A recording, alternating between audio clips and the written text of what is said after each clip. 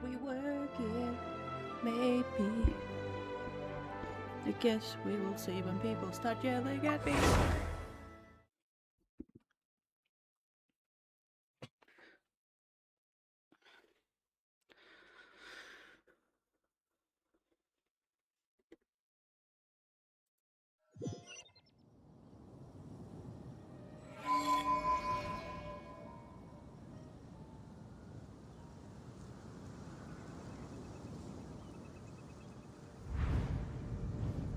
I think we are a go.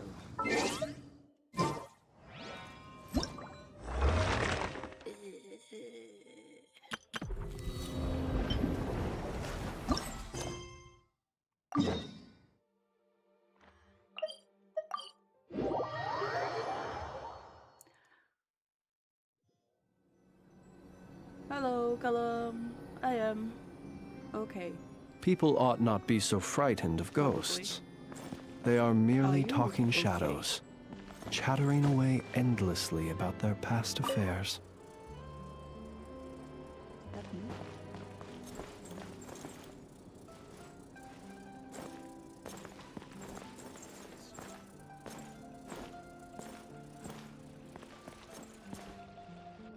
Oh, okay.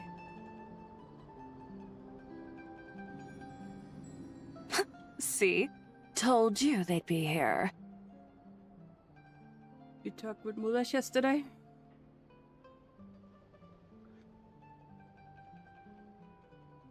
I was a little bit stressed out, and then I had a light switch that was buzzing, so I had to get that checked out.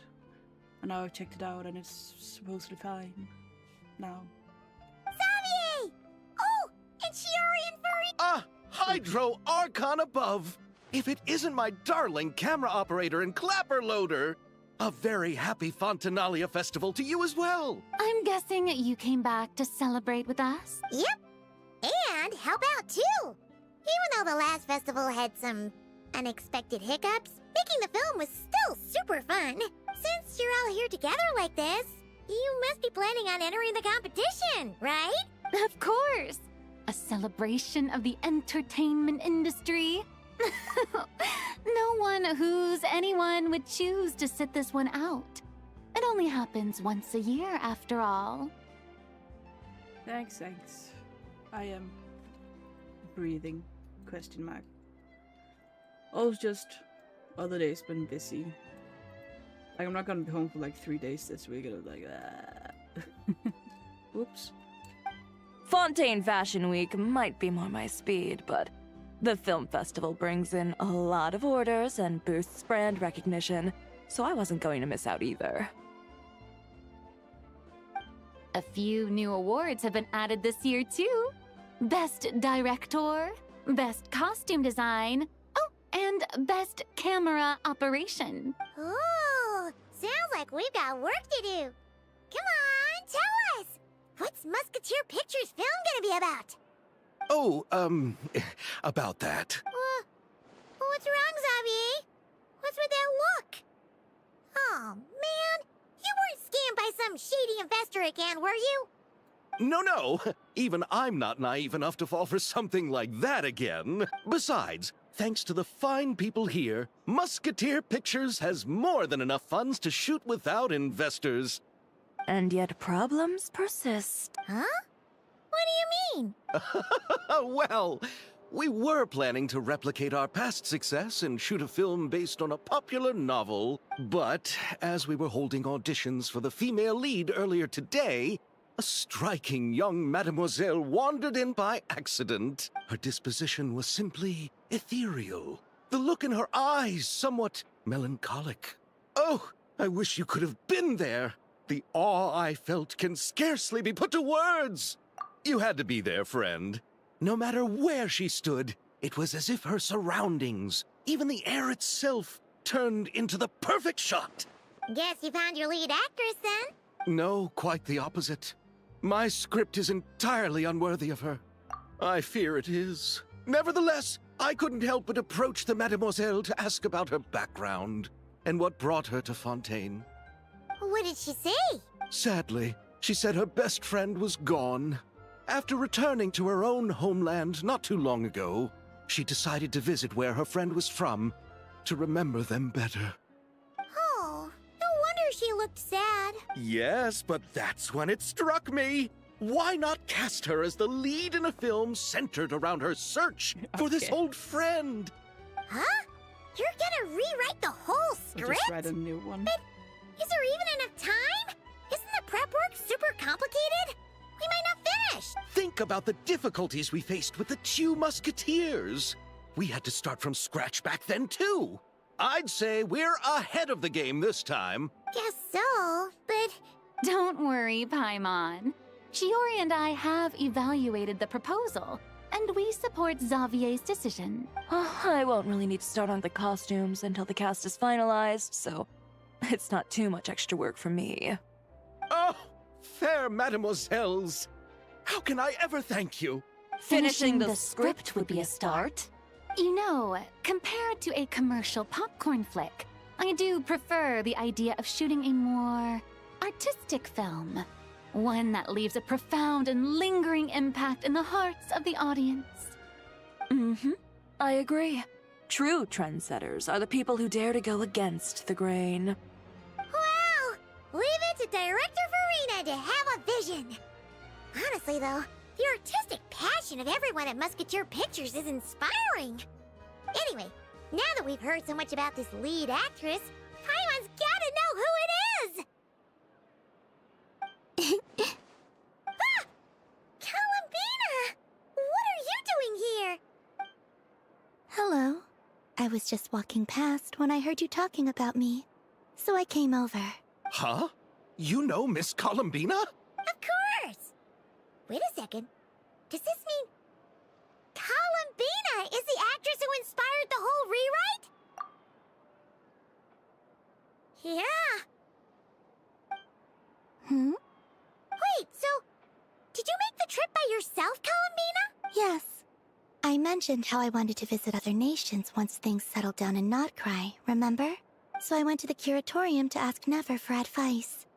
She told me about the film festival in Fontaine and said it might be fun to visit. I spoke to Lauma before I left too, and she thought it was a great idea to get out for a bit. It's just, I received quite different travel advice from the two of them. Oh? How so? Has Lauma ever been outside of Notcry? Well, Lauma told me to go out and experience new things and make new friends. What a wonderful suggestion! That's how a trip should be. What about Nefer? She said, don't trust anyone and don't talk to strangers. Yep, that sounds like her. Also right? I can understand that too. It shows this Nefer cares about you a great deal, Miss Columbina. Yes, so I plan on combining their advice. All I need to do is turn strangers into friends, and then I can talk to them. Just, you know, a healthy dose of thinking. Judgment. Words. Huh. That kinda makes sense. But also, not. Hey, Chiori. Oh, look who's back. Happy Fontanalia Festival, you two. Oh, looks like we have a superstar in our midst. How about an autograph, Big Shot? Ha ha, very funny. All settled then? Yep, the Duke gave his blessing, and I cleared it with the Udex. During the festival, inmates with good behavior will get a chance to spend some time on the outside. Under the stringent supervision of the Special Patrol, of course. Risley! It's been a while. Happy Fontanalia Festival! Does that mean Veronique and her brother will be at the festival? During a specific window of time, sure. Doesn't hurt to give the inmates something to look forward to. A little sun'll do them some good, I think. This is a friend from your travels, I'm guessing. Thought I heard something along those lines. Right! We should make some introductions, huh? Chevros, Risley, this is Columbina. A friend we met in Notcry. Welcome to Fontaine, Miss Columbina. I bet the weather's been quite an adjustment. Yeah, Okay. And not the good kind, I take it. No, I quite like it. It's a lot warmer than Not Cry. That's so awkward. Then what was the punch for? Oh, should I not have done that? The flowers that bloom here are so vibrant, and the people are so kind. I just want... Ah, so that was meant as a gesture of friendship. Is that right, Miss Columbina? Mm-hmm. Isn't that what friends do? Right. Might have been a bit premature in this instance, though. Your friend here is quite the character. Good thing we said something. You weren't seriously gonna go around punching every single person in Fontaine, were you?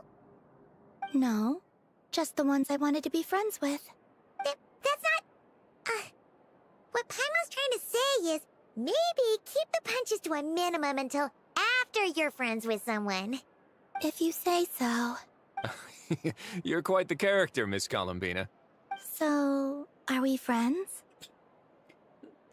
Of course. Any friend of the Traveler is a friend of mine. Yeah.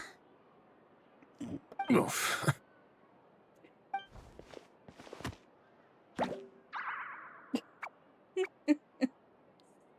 When it comes to friends, you sure know how to pick 'em. I just want to know if there's actually force behind it, because it didn't seem like it. You know, more than a... Bah! So Miss Columbina is the lead actress I've been hearing so much about. The whole thing about her aura is starting to make more sense. You gonna be part of the film this time too, Shivers? That was the plan. But now that Mr. Xavier has changed the direction, I don't think I'm in quite as many scenes. It's all for the best, though. A different crew asked me to help consult on some of their musket work. Oh, sounds like our trusty musketeer is as popular as ever. I'm just going where I'm needed. I'm more than willing to help with whatever this production needs as well. Ah, well, speaking of, would you happen to know if there are scenic locations around the court of Fontaine that other crews haven't booked? The festival's pretty popular this year, so there's not a lot left. You might just have to talk it over with the other productions and see if they'll let you squeeze in here and there. I see. Having trouble finding a filming location? Yes, we made a last-minute decision to go down a different route, so the indoor locations we reserved are no longer a good fit. And it looks like all of the best outdoor spots have been taken. You know, I might know a place. Good views, good atmosphere, and no production team has snatched it up. That sounds perfect! Where is it? You want me to reveal it just like that? Come on, let it be a surprise. As much as that sounds riveting, I think we should divide and conquer. You go do that, and Director Farina and I will take Miss Columbina around the city to discuss lighting and styling. Is that all right with you, Miss Columbina? Traveler? Yeah! Everyone here is our friend! So don't worry about a thing and just focus on enjoying your trip. Okay. All right, then the Traveler and I will go check out this potential filming location. It might even give me some inspiration for the new script. I'll leave this to the Duke then.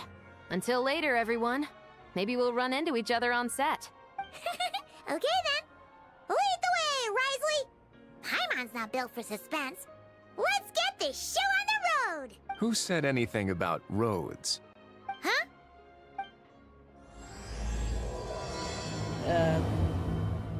Figure of speech, but also... Eh.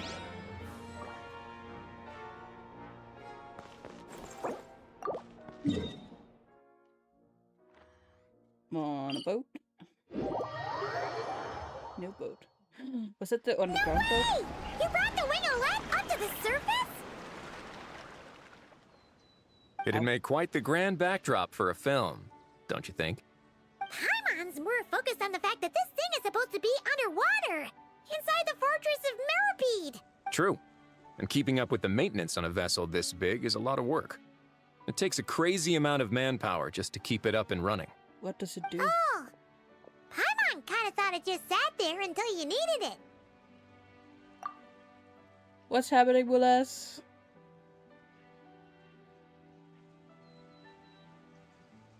Do you need Hilfen? I wish it were that simple. The truth is, the maintenance costs on this thing are substantial. So we decided to rent it out during the festival to earn some extra mora. Besides, the inmates are the ones who keep it in good shape. Seeing the fruits of their labor put to use is a good form of social rehabilitation for them. Huh! You've really thought this through. What you think, Xavier? Is this a good place to shoot? A zoom as in a wasp.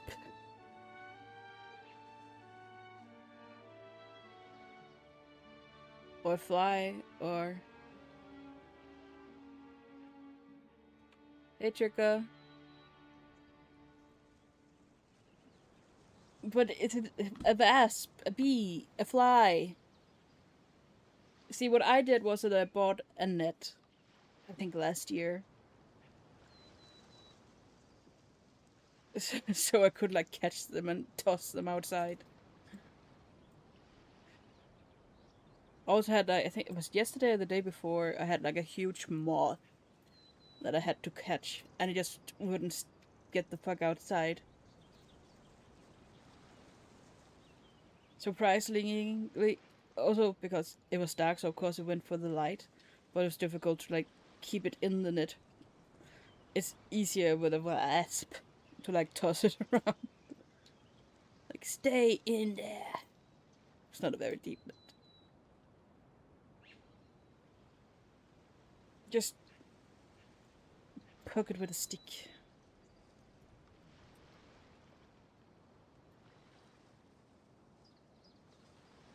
It's thought of something was very bad, and I'm like, well, guess who has to deal with those things on their own? I mean, one. Oh, the Harrys. Everybody. Ah, I've got it! Good messieurs and mesdemoiselles, I've got it! You know what was would be easier? What do you mean? Look at it. Take a picture. Zoom.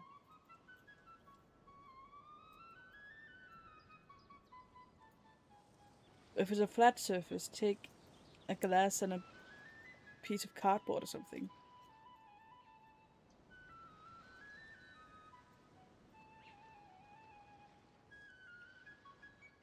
Try harder.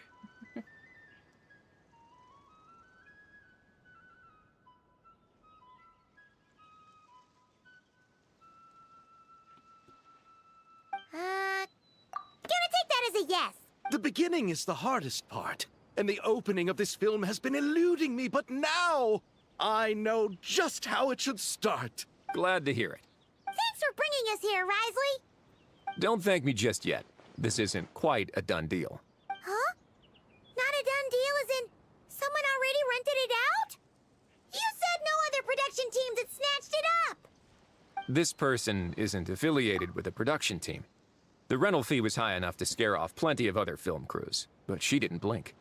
Made quite the generous offer, and didn't even attempt to haggle. I wonder who. Alright, well, let's just see.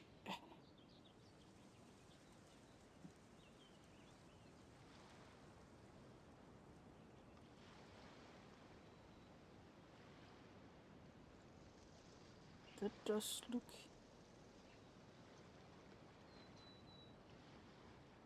interesting.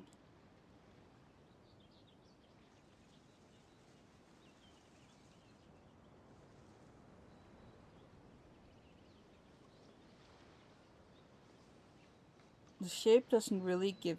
It's not a wasp. Wasp. That's all I can say. You can't tell if it has like a stinger or if it's the leg that's going backwards. Because the shape gives me more big fly. Well, at least from the second picture. You booped it, it went out. Good job, you! It's so annoying when Fox gets inside. It's like, can you not?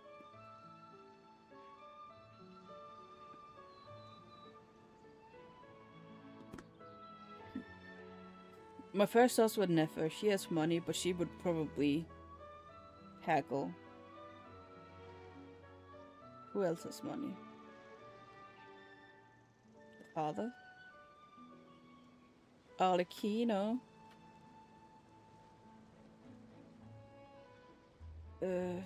It's a she. And of course, just about to leave. Oh, you were gonna deliver the coffee machine. Do you know what she plans to use it for? I'd like to at least have a rough idea before going in to negotiate. I didn't ask for the details, but I did see what looked like a fishing permit and a business license on her desk. My guess is she's planning on using it for some kind of restaurant or aquarium. A floating restaurant is sure to attract people, but an aquarium sounds cool too. The views from the ship make it a great spot for a date. Does the ship even have an industrial kitchen? The winglet might We not should be under my command right now, Winglet. but it's always nice to see her admired. A film is sure to drum up some good publicity as well. I do hope we can work something out with the current captain. Well, guess we should head over and talk things out then. Best of luck. But didn't you say I had...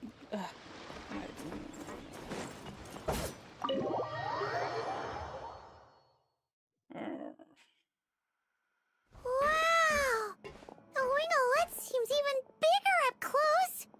The rooms are so spacious. Wonder who rented it out. But the way the metal pieces are like... much punched together just makes it seem... I guess rustic, but... not as, elegant. Hello? Anyone there? Perhaps the captain had business to attend to elsewhere. But why rent such a massive boat just to have it sit here? Without even leaving so much as a note? Let's try again. Anyone there? Hello? That wasn't very nice. Seriously? Right now? Yehoda? No. What is it gonna take to get some decent sleep around here? Is a nap too much to ask for? Shit, Lila. Sorry, the aquarium's closed for the... Huh? I guess they got a chance to show off the new outfit. See Lolly? Traveler! Paimon! Hold on.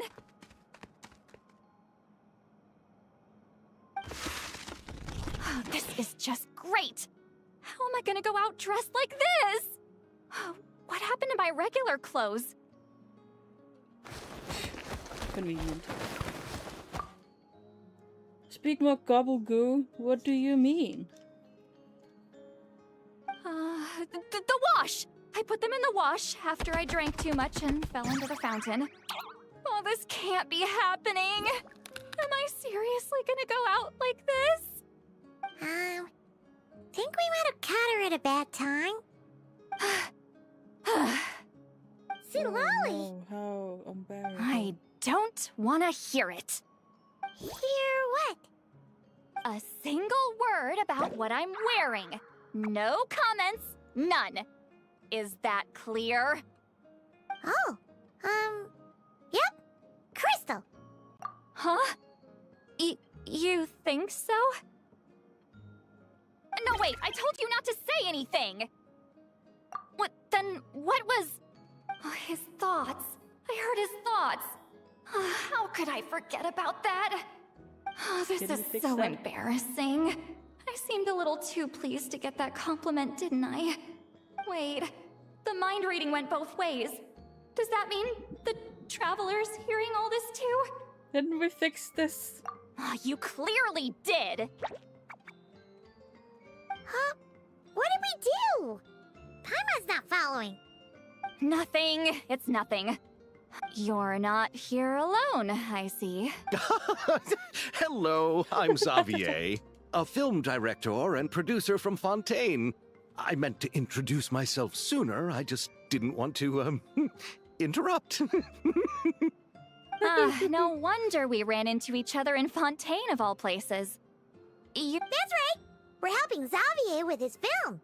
In fact, we were hoping to shoot some scenes on this boat. You're the one who rented it out, right, Seed Lolly? Me? Rent a boat? I wish I had that kind of spare cash floating around. Not to mention the spare time. Don't get the wrong idea, though. I'm not here to sail off into the sunset and live out some cushy retirement life, okay? I'm not that old. Then why you dress like... how did you end up staying aboard the Winglet? Well, I heard one of my favorite light novels was getting turned into a film, so I came to Fontaine to catch the premiere. Originally, I booked a room near the Opera Epicles, but I'm quite particular about where I sleep these days. I think it's an age thing. And that bed? Oh, I just couldn't sleep in it. I tried to find a different hotel, but with the festival, everything was completely booked. Just as I was worried I'd have to sleep under a bridge or something, I happened to spot a help wanted sign on the side of the road. Oh, so you're here to take care of the boat? No, I was hired to man the front desk. The pay is a bit low, but food and drinks are covered. And it includes room and board during the festival. Plus, the job is simple. So I thought I'd give it a shot. Wow! They actually thought you'd be a good fit, huh? Oof. What? You don't think I'm cut out for it? All I have to do is tell people the aquarium isn't open yet. Other than that, I'm free to do whatever I want. It's a pretty sweet gig. That's all? What about when it opens? Yeah, I was also kinda shocked. But it's not a lie. Head downstairs and see for yourselves. There's nothing but empty tanks. Not a marine animal in sight. Interesting. Did your boss mention anything about being open to film crews using this space? Our production was hoping to film on the deck for a few scenes. No. That never came up. You could just ask her. Oh, she's around? What kind of person is she? We should know what we're heading into. She's nice enough, I suppose. Pretty reasonable, too. Even offered for me to move to a bigger cabin if I was too cramped. Not someone from Natlan. Back at the Masters of the Nightwind, I'm used to being the one giving orders. But working under her doesn't feel like being bossed around. She seems to respect what I think. Wow, she sounds like a great boss. She did tell me she'd rather not be disturbed, though. She's been working on an important project, so I'd keep it brief. Got it. Thanks for the heads up. All right, the captain's quarters are this way. I can take... Wait. But I'm wearing... whatever. I doubt she'll care. Just follow me.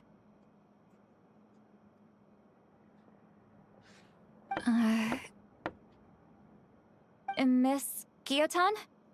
These visitors were hoping to ask you about something. Yotan. Is it Adekino? No. Holy shit! Alright, of course. I thought I said to limit the interruptions. Just tell them the aquarium is still...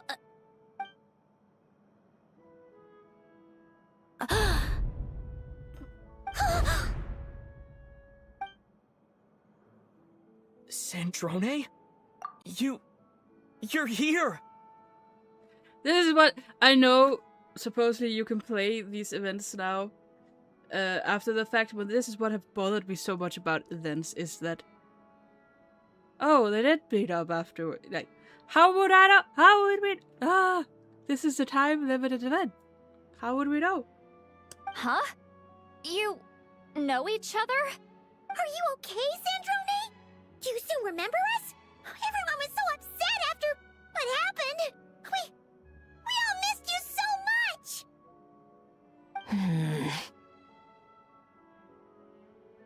Miss seat, Lolly. Why don't you escort this gentleman to the reception area for a cup of tea?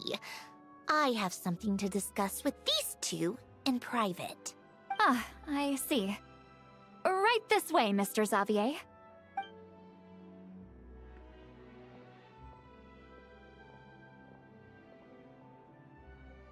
Centrone? I really can't go anywhere without running into you two, can I? Are you okay? During the battle, your core... it was... Destroyed by that bastard Dottore. That's right. But as you can see, I'm fine now. No major issues. Or at least, there shouldn't be. Oh, what a relief! Oh, why didn't you tell us sooner? Or come back to see your friends? Now that I have the chance, I just want to say... Thank you for saving me. Huh? Ugh, don't get the wrong idea. I only saved you so we could complete that formula and defeat Dottore once and for all. Even if he did crawl back from the grave to make us all miserable again. That doesn't matter. You're still a hero. All right. But it wasn't just me. All I did was lend my brilliant mind to the cause and take care of one part of the plan. Although, I'm not denying it would have fallen apart without me. You got that right. You're amazing. But how did you go from a... From a lifeless pile of scrap to looking like this? Well, my mom was trying to put it a bit more gently, but... yeah. Where do I even start?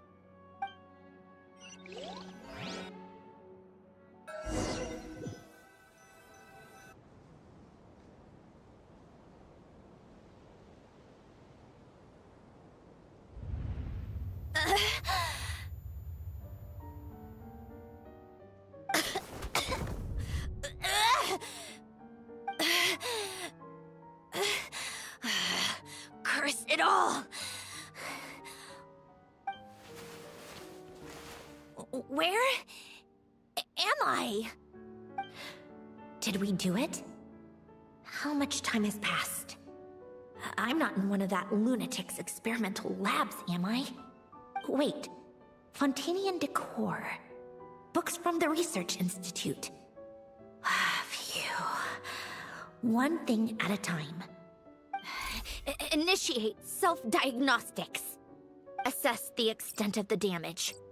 Cut power to compromised, non-essential components. Then reconstruct available action modules. Severe damage to the core.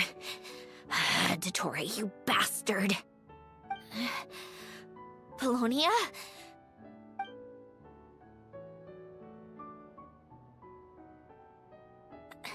Polonia, wake up! Activate!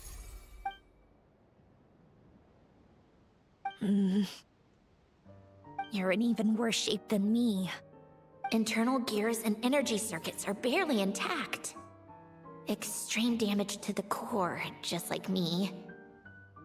Rebooting is off the table. Even if I could repair the damage, I don't know if...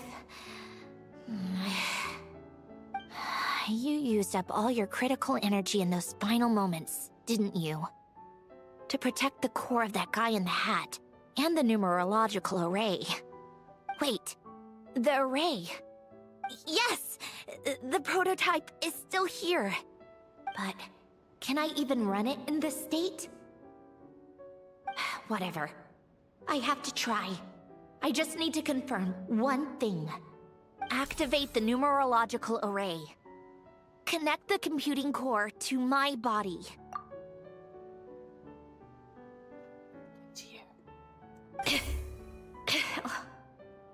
Just like I thought. It needs too much computing power.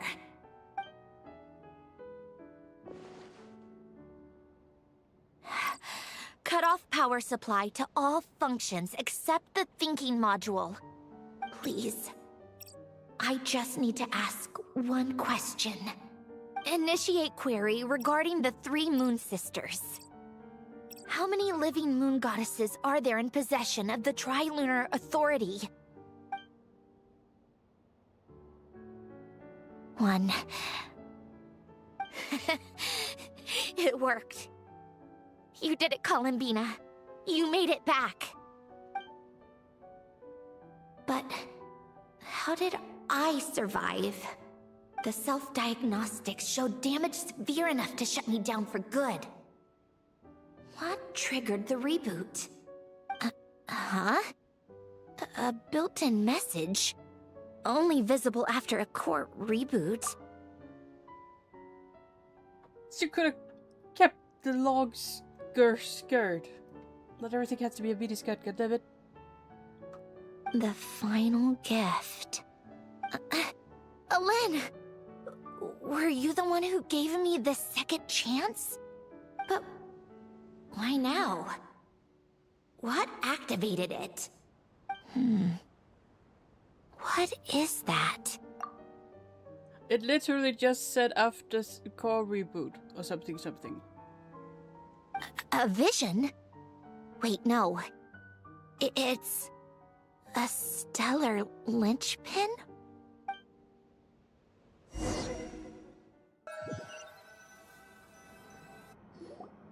A stellar linchpin? What's that?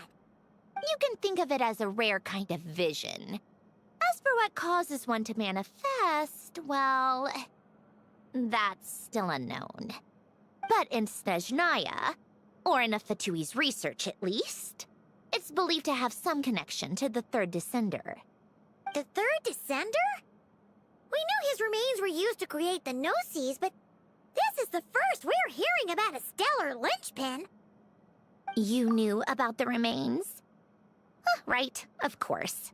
Look who I'm talking to. I have no memory of this. Which descender are we? Yes. The Heavenly Principles used the remains of the third descender to create the 7 Gnosis as a means to consolidate the Archon system. Visions result from that same system, so extrapolating from there, it's clear that the manifestation of a vision is also, to some extent, related to the third descender. Still following? For those that wield them, visions serve as a means to channel elemental power. The same is true of stellar linchpins. The difference is that, when wielding elemental energy, stellar linchpin users often exhibit a unique kind of power that seems to come from beyond to that. It's believed that, when a stellar linchpin manifests, impurities from the remains of the third descender get fixed in place. Hence, the name. That's also believed to be the source of the strange power I just mentioned.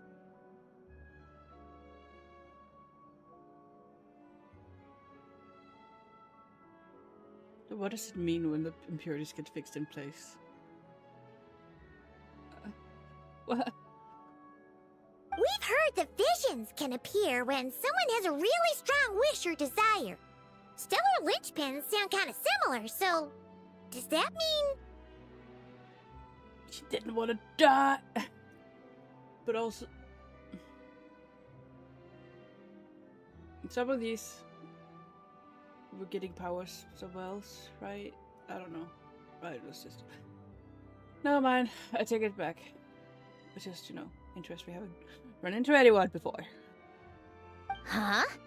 Oh, don't look at me like that. I've never had any grand wishes or aspirations. Just a list of things that drive me up the wall. So if you're asking why this thing appeared, I have no clue. All I know is that, without it, the gift Alen left me, this built-in second chance, never would have triggered. The damage to my core was too severe. But thanks to the stellar linchpin's manifestation, it did trigger. And after my core rebooted, I was able to repair the damage to my body. I also managed to import the numerological array, along with some of Polonia's surviving algorithms into this form. Wait, does that mean Polonia is... Yes. Unfortunately, Polonia is... beyond repair. Oh, we're so sorry to hear that. But you also mentioned something about a final gift? Yes. Alen often spoke to me about wishes and desires when he was alive. I suppose he thought there might come a day when I wished for something, and was willing to sacrifice my own life to fulfill it. So he left me a chance to start over. No, never. Alen once said I was his proudest masterpiece. That might sound boastful coming from me, but it's also an undeniable fact. After Alen died, I started studying how Polonia and I worked. Polonia is essentially a computational machine, so it wasn't difficult to figure out the mechanical principles there. But when it came to my own structure, that's when Alen, the Lord Artificer's true greatness, struck me once again. I attempted to imitate it when I created Catherine, but in the end, she turned out to be nothing more than a superficial replica. What? But his creation skill, Catherine, is super impressive. We were shocked when we first found out she was a puppet. No, she's nothing compared to what Alen was able to create. Some of the mechanical principles of my own core are still a complete mystery to me. Keeping that gift hidden wasn't even a challenge for him. Just a shame I had to waste it on fighting Dottore. I just couldn't stand the thought of him coming out on top. Huh, if you put it that way, the world owes me a whole lot then, doesn't it? Wait, but all this still doesn't explain what you're doing here. Risley said you rented the ship and even had some kind of fishing permit? That's because I'm trying to go back to the place Alen and I lived when he was alive. My former home, I suppose you could say. The second chance wasn't the only part of the gift. According to the message, Alen left me a few other things that are stored in the house we shared together. I'm hoping that whatever he left me can help fix certain anomalies in my rebooted core. And help me understand why I received a stellar linchpin in the first place. Okay, so go back then. What does that have to do with fishing? And to think I'm talking to the saviors of Fontaine. Did you forget that the water levels have been rising for centuries? I can't just go back to the place I used to live because now it's underwater. Oh, right. With the rising water levels and changes in terrain, it's not just a matter of finding where it is, but also clearing away any sediment or debris. But Fontaine law prohibits unauthorized individuals and organizations from excavating underwater ruins. Amelazine caught me the minute I even made an attempt.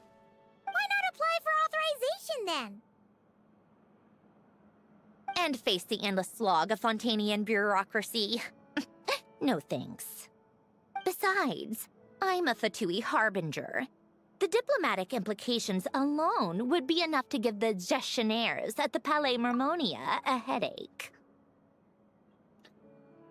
Does the Fatui know you're alive? Question mark. A fishing permit, on the other hand, isn't difficult to obtain at all. Minimal paperwork required, and under the name Guillotin, the application was a cinch. Oh right, the fireflies. So you're exploiting a legal loophole? Am I? That underwater home belongs to me. If I happen to chance upon it while doing some fishing, what's the issue with that? Of course, I do have to catch some fish to put in the aquarium, just in case the gestionnaires come to check up on things. That's also the reason I hired someone to man the front desk. Huh? But isn't that kind of a waste? He went to all the trouble of getting a business license and rented out this giant ship. Just for show? If you want to run an aquarium that bad, be my guest. Use the facilities however you want. I'm certainly not going to stop you. All I want is to go back home and see what other gifts Alain wanted me to inherit. Hold on. Enough about me. What are you two even doing here?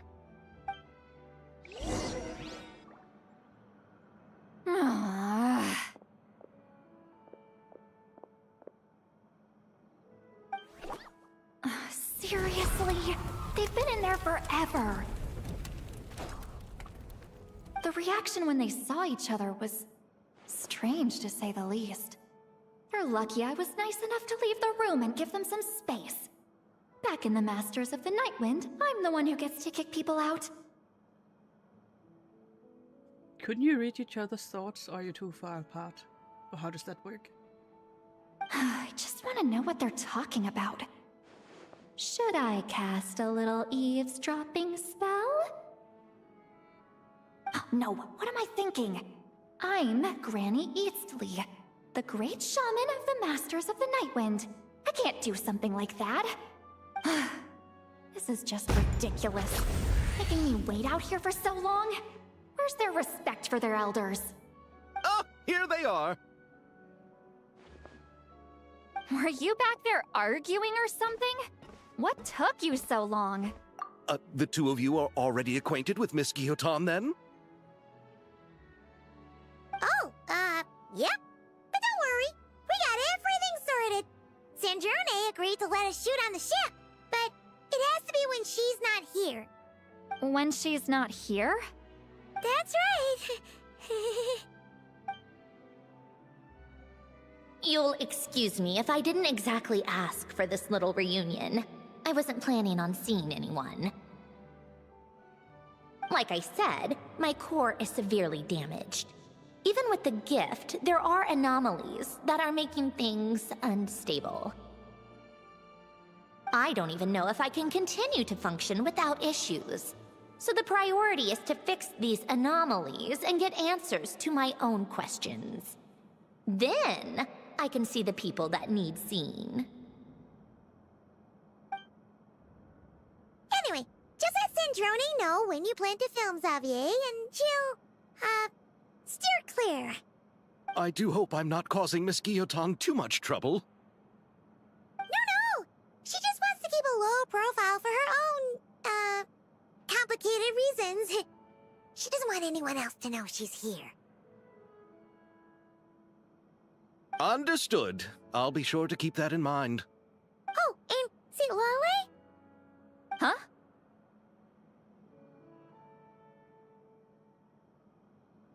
You mean Miss Guillotin? What does she want? Oh, please don't let it be about the pajamas. What? The 7th of the Fatui Harbingers? Why are you telling me all this? I asked the Traveler about you, and I've decided it's best to be open in this instance. I can understand if you would rather not work for a Harbinger. Regardless, the room on the ship is yours to keep. You're an acquaintance of the Traveler, and I plan to honor that. Wait, she's actually nice? It's not a problem. It's complicated. The captain also worked for the Fatui, and he helped Natlan a great deal. We know that there are good people among your ranks. Besides, I've been around long enough to know what it means to earn one's keep. This isn't Natlan, and I don't expect special treatment. Besides, sitting at a desk isn't exactly back-breaking work. I appreciate that perspective, great shaman. Seat Lolly. Just call me Seat Lolly. That title makes me sound so... old. Well, Seat Lolly, the Traveler and I are looking for something, so we'll be heading underwater together soon. I'll leave the ship in your care while we're gone. Together? How often? Not too often. We're heading out in a bit, but I'll be available if you need something. You couldn't, go alone? I wanted to, but he was concerned about my physical well-being. so he offered to come with. Guess my mental well-being means nothing then. Huh?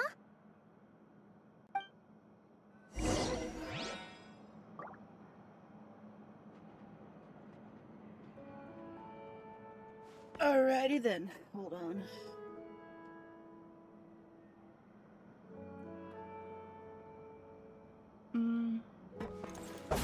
Sorry. Just be quick about the whole thing, okay? Okay.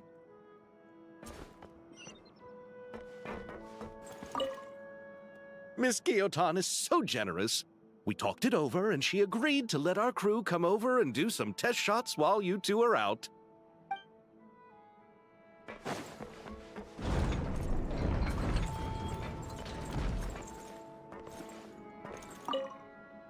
All right. Our first stop is the Barrel region. After Alain left the Fontaine Research Institute, he lived in seclusion somewhere around there. You don't remember?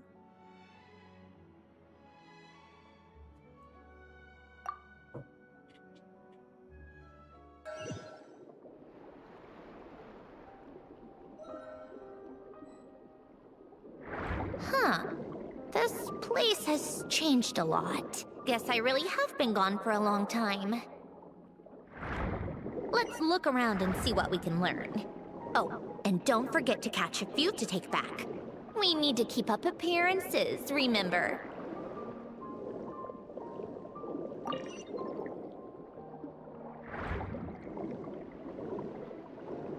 I was just putting it in my pocket.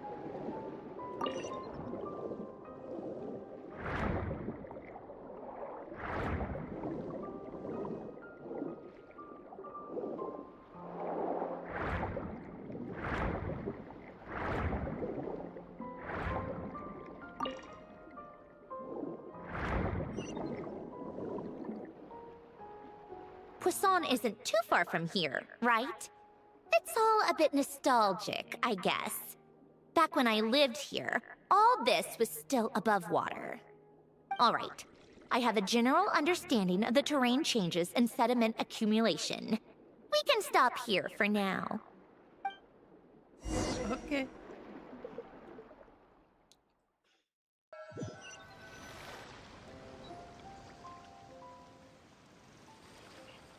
That went smoother than expected. I appreciate the help. No problem. You doing okay though, Syndrome? Seeing your home look nothing like you remember, that can't be easy. I'm fine. Times change. People change.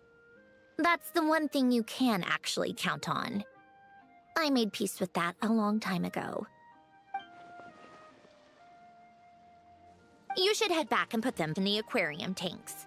We finished ahead of schedule, so your crew is probably still on the ship. I'll follow in a bit. Right. Xavier said he was gonna test out a couple of shots. I'm sure. I want to take another look around on my own. Okay then. Want us to let you know when the filming is done? No need. Columbina relies on Kuvaki to perceive her surroundings. In Nodcry, her senses are heightened because Kuvaki is everywhere. But here, as long as she doesn't activate her abilities, her range of perception should be equivalent to an average person's line of sight. I figured that out back in Snezhnaya. That's oddly specific. I have hiding from her down to a science. So, what? Things might be a bit different now that she's merged with the Moon Sisters, but I doubt there's been a drastic change. The point is, you two can head back. Don't worry about me. Okay, if you say so. Come find us on the ship if you need anything.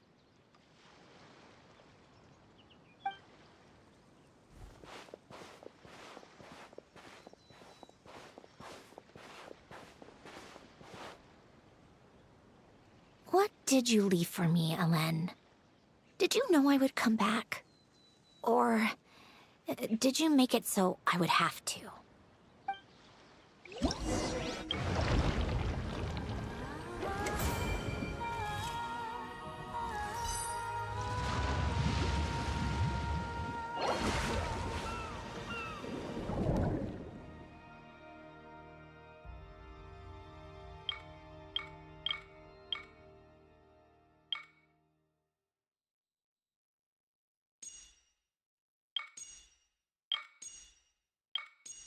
What's the point then?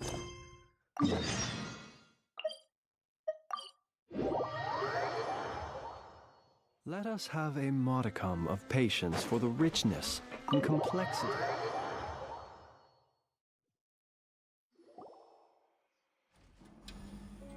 Oh jeez. Xavier, we're back! Shh! Quiet on set! They're filming over there. Oops, sorry.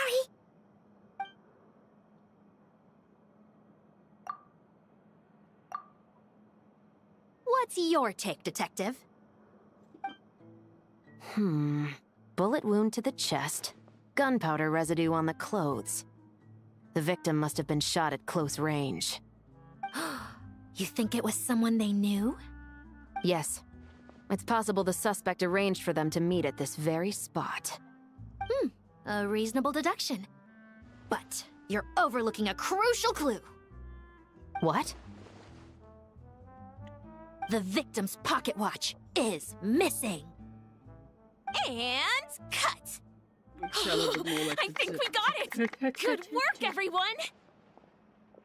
Phew, finally. Acting was nerve-wracking for me when I first tried it too. Just loosen up, and you'll get used to it in no time. Severus! Charlotte!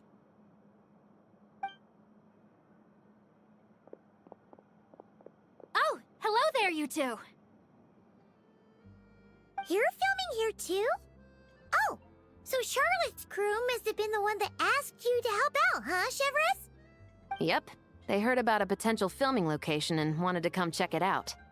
But when we got here, your crew had already beaten us to it. Luckily, Xavier and our director, Lapine Pauline, go way back. In the end, we agreed to just share each other's filming locations.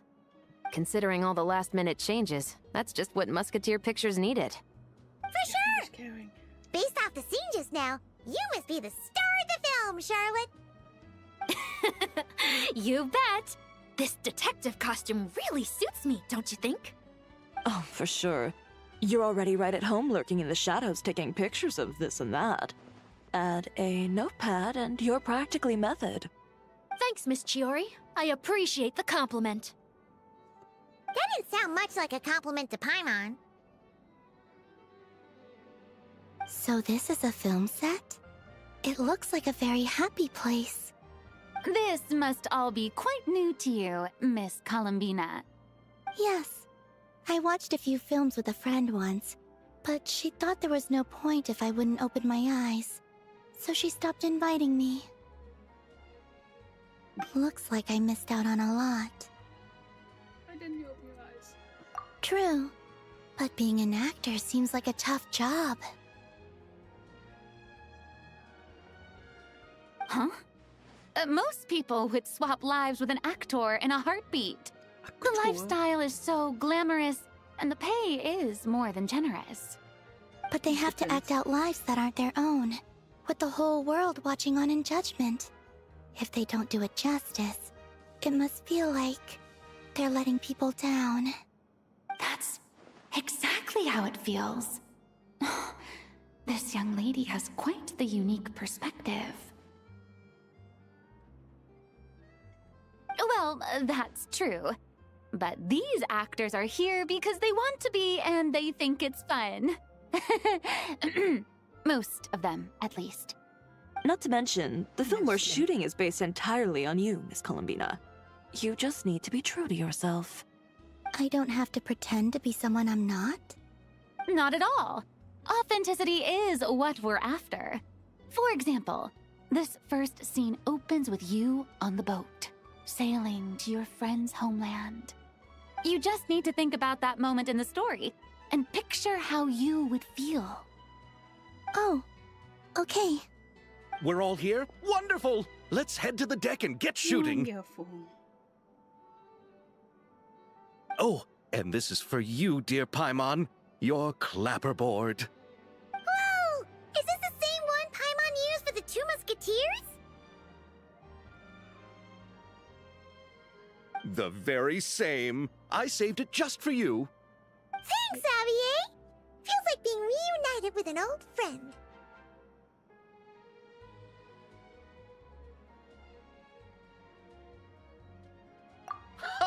Of course! That said, I have a different job in mind for you this time, Traveler. Our film is focusing on a single protagonist, so conveying the subtle changes in her state of mind is of the utmost importance. In addition to the actor's own performance, another way we can convey that is through lighting. Huh? But there's already a lighting specialist, isn't there? Yes, but it's clear the Traveler and Miss Columbina share a deep bond. You might have a better Light? chance of understanding her frame of mind in certain scenes. Oh boy. Do I have to? Oh, that makes sense. So, what do you say? Willing to take on the role of lighting specialist?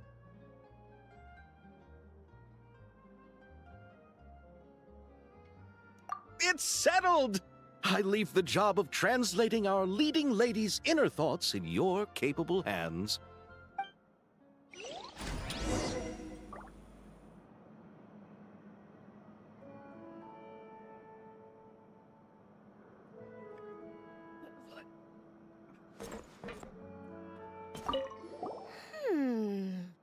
Seeing all the sets in place, things are looking even better than I expected.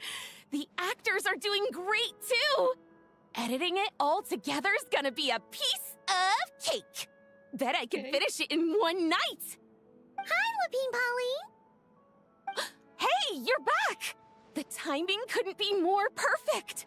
If there's one thing you absolutely can't miss, it's the Fontanalia Film Festival. And you're a director this time. That's so cool. It's all thanks to my apprentice, Nanette. She's the one who told me to read Great Detective Herlock in the first place.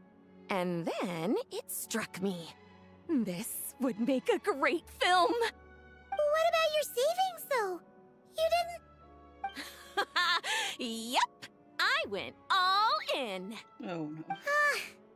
Paimon was worried you'd say that. Oh, relax. It's different this time. I met director Xavier back during my camera outsourcing days, so I got to know the industry a bit. I know exactly what our film needs and what the fans want to see. So be sure to check it out. I'm confident we've got a winner on our hands. Sounds like it. But we've got some filming chops ourselves. It's definitely still anyone's game. Then may the best film win.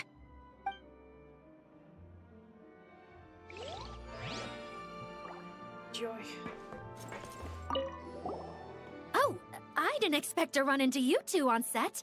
Happy Fontanalia Festival. Nice acting back there, Charlotte. Thanks. I'm, usually the one behind the camera, so it's actually pretty nerve-wracking being the center of all that attention. But I've known Miss Lapine Pauline for quite some time, so we work really well together. Miss Lapine Pauline prefers to assign roles based on our own personalities. She'll even adjust the script to make it a better fit. The scene from earlier was just me and Chevres, but Navia and Emily are also going to be taking part. Ooh, that's quite the lineup. Your film's leading lady also seems like quite the score.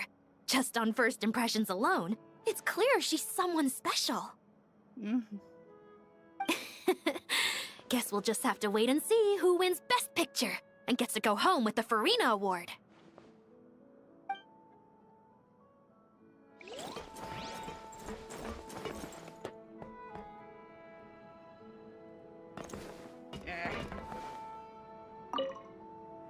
I want to ask for an autograph so bad, but I can't do it dressed like this.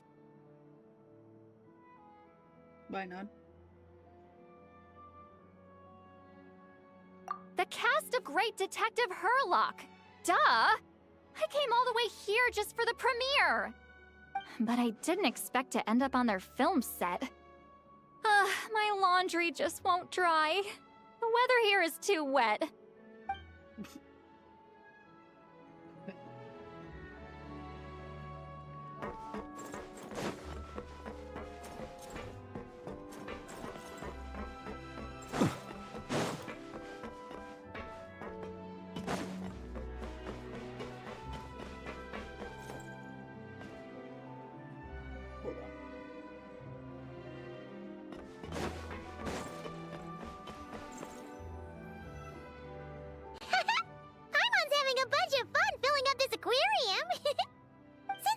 Jeremy doesn't mind, we should definitely catch some more fishies and make this place extra beautiful.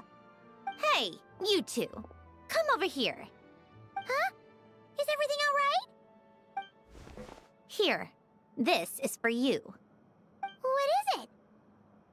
It's an underwater mobility device I've been working on. Can I move faster? Wow! That's so kind of you, Centrone. It's just a simple mechanical device. I saw the way you were Nice. catching fish and... how should I put this? It seemed somewhat... unsophisticated. To be perfectly frank, I found it quite difficult to watch. Thanks, man. You survived your outing. Congrats. Quasi, what's up? Was it really that bad? It was inefficient, unskilled, and completely and utterly inelegant. Sheesh. No need to apologize. Everyone has their own ways of doing things. But seeing as you plan to keep adding to the aquarium, it might be best if you use this device. The waters of Fontaine are home to more than just harmless ornamental fish. There are plenty of predators who could do you some real harm. This device will not only help you fish, it'll also help you flee.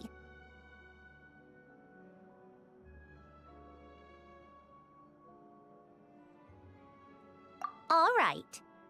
Oh, and if you're going for a swim, go now. And don't forget to tell me what you think of the device. I can always make more adjustments if you have any feedback.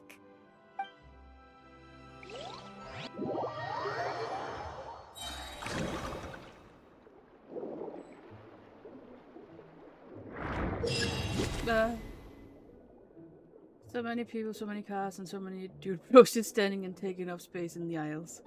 Oh, but you're out grocery shopping too. I mean, 'tis the season.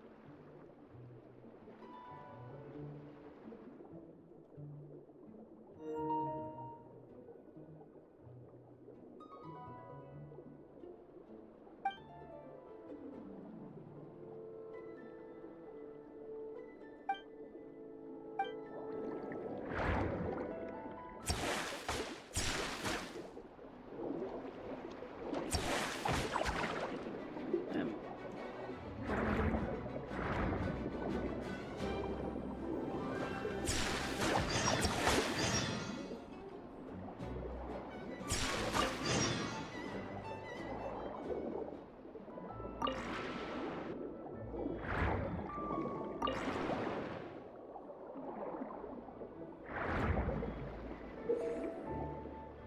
Yes, tis his first, I'm so happy I'm just up here. Not you indeed move further away. Oh, hello, it's Trico. Trico. I'm sorry. Or Emily.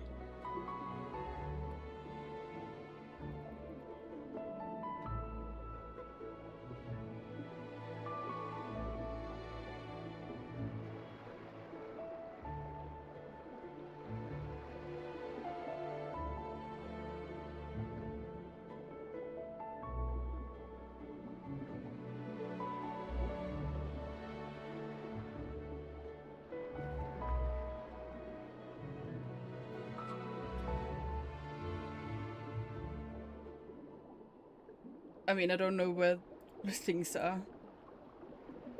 Is the concert closer to you? Or the festival, or whatever you call it. Summon.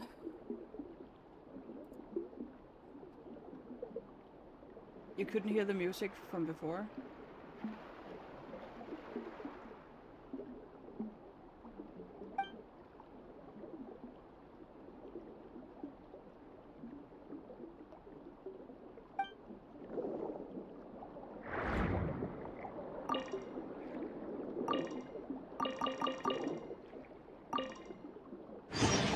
Oh, it seems I'm just impatient.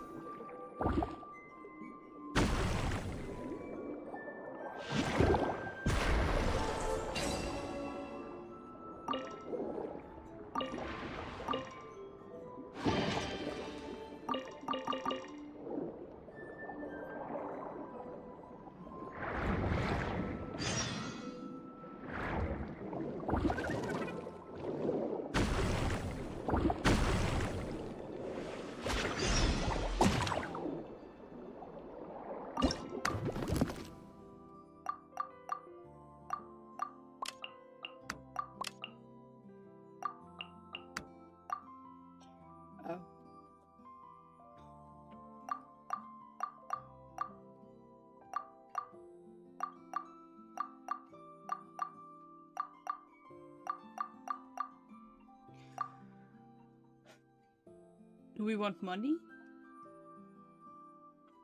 On the map, if you take straight line, we are the same distance. Ah.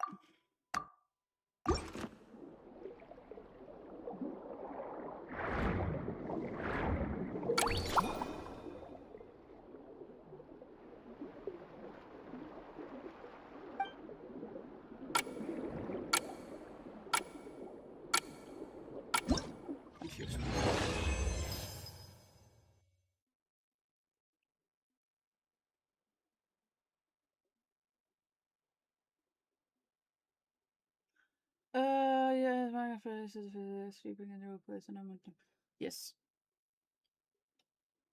Yes. Yes.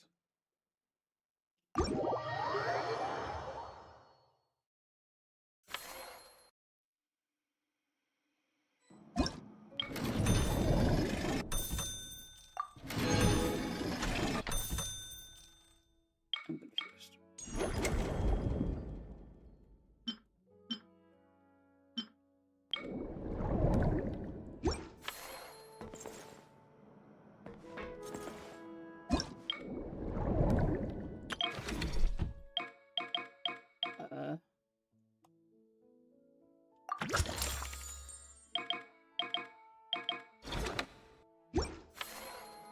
Oh, fuck.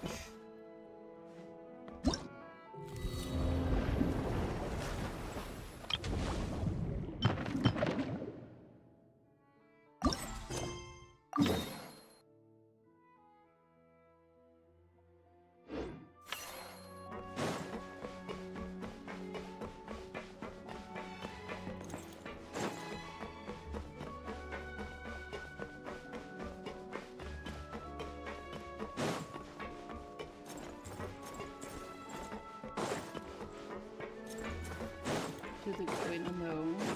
I think I'm. Oh no!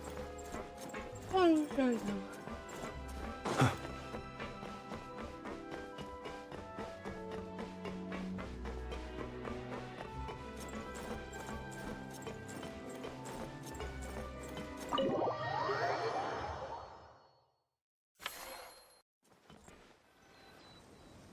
All right, without any further ado, it's time for production on our film, A Homecoming, to officially begin! Turning it over to you once again, Director Farina. All right. Positions, everyone! Camera operator, clapper loader, get set up. Let me know when lighting is good to go.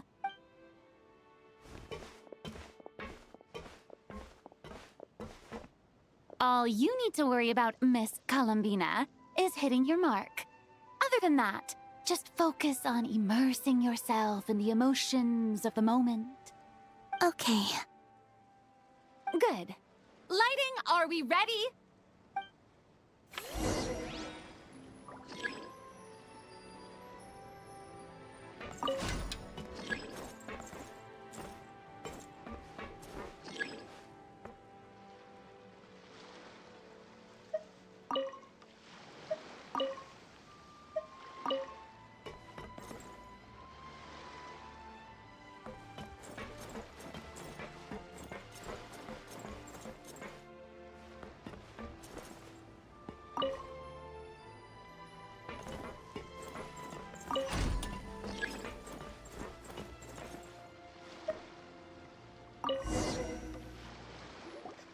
Ready.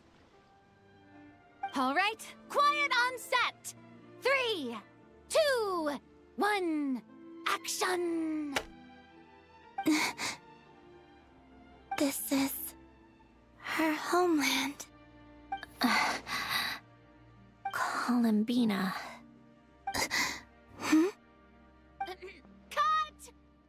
The emotions I'm looking for were definitely there. Let's just try to keep it a bit more natural. Oh, but definitely keep that gesture at the end. I loved how real it felt. You looked genuinely moved. All right, if you're ready, let's go for another take. Miss Columbina? That presence. It kind of felt like Oh yeah, she doesn't know. Sandrone?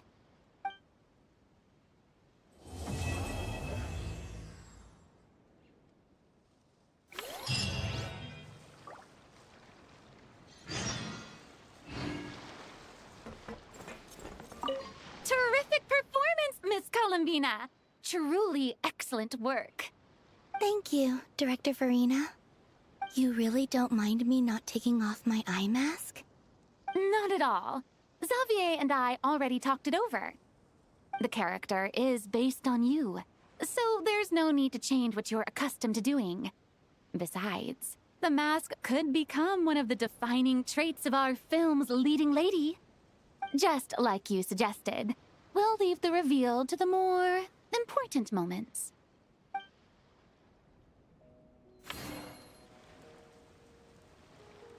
I didn't listen.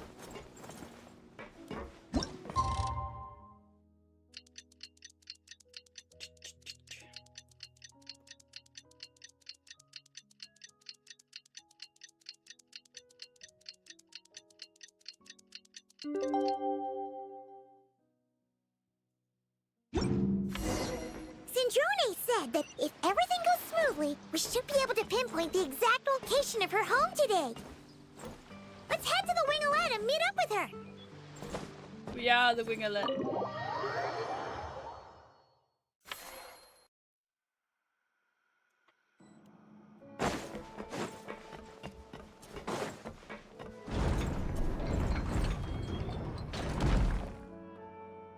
Ah, you're here.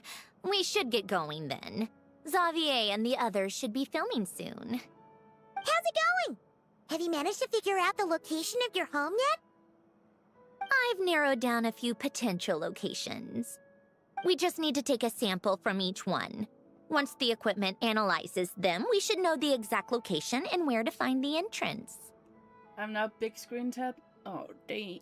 Oh, no. Oh, no. Ooh. See all my imperfections. Great! We should get started then.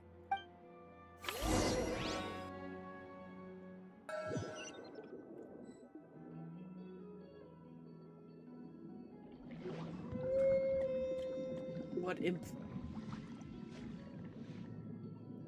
Yes. All right, let's get a move on. That should do it. Let's head back. The filming should be just about done. We made good time. We might even know the location by the end of the day. You sound pretty happy about that. Do I? I suppose I've just had enough of these anomalies I've been dealing with. The sooner I can fix them, the better. Don't worry, all my pimples are hidden in the shadows. Anyway, enough chit-chat. We have work to do. Oh, but let's head in through the side door. I don't want to run into the crew on the deck. I don't know.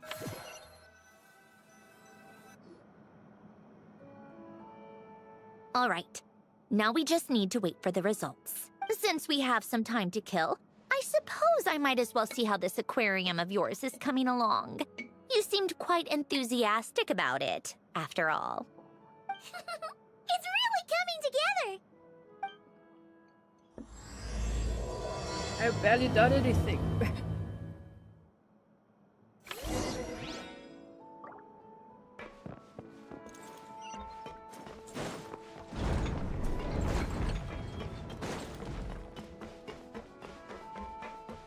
But you still wouldn't have got like banners.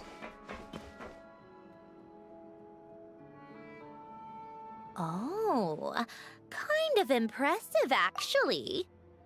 Didn't notice the echo on PC? Oh, it sounded echoey now. I mean, not now, but in the water. I'm under the water. These must be the ones we caught the first time we went underwater. Like it? It's fine, I guess. Nothing special. Come on! It sounded like you really liked it just now. You're that proud of it? Is this a sense of accomplishment or something? Oh yeah, had I. Well, yeah. And it's pretty. You know it's gonna be gone soon, though, right? What do you mean? After the festival, this ship will be returned to the fortress of Meropide. And this... So? Oops.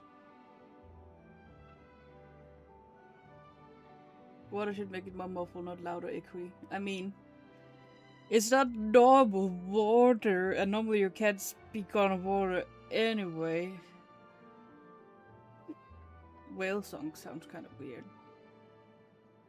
It's not like air is coming out of them mouth of this. I know. Magic, Mullis. Magic. So, no matter how much work you put into this place, once the festival is over, it's all just going to disappear. But not making the most of it when we have the chance is an even bigger waste. But if you know it's all going to be gone one day, why even bother? Well, because Because you still get to keep the things you gain along the way. And those are things that can never be replaced. Doesn't that make losing them even harder? well, if you put it like that. But the happy memories we make along the way last forever. You just have to take a more glass half full perspective. Not to mention, everything we do here is going to be on film, so it'll still live on in some shape or form. And when you look, Oops. memories will come to mind. Exactly. So it's about finding joy in the process itself. But I want to finish, but Traveler! You're back already?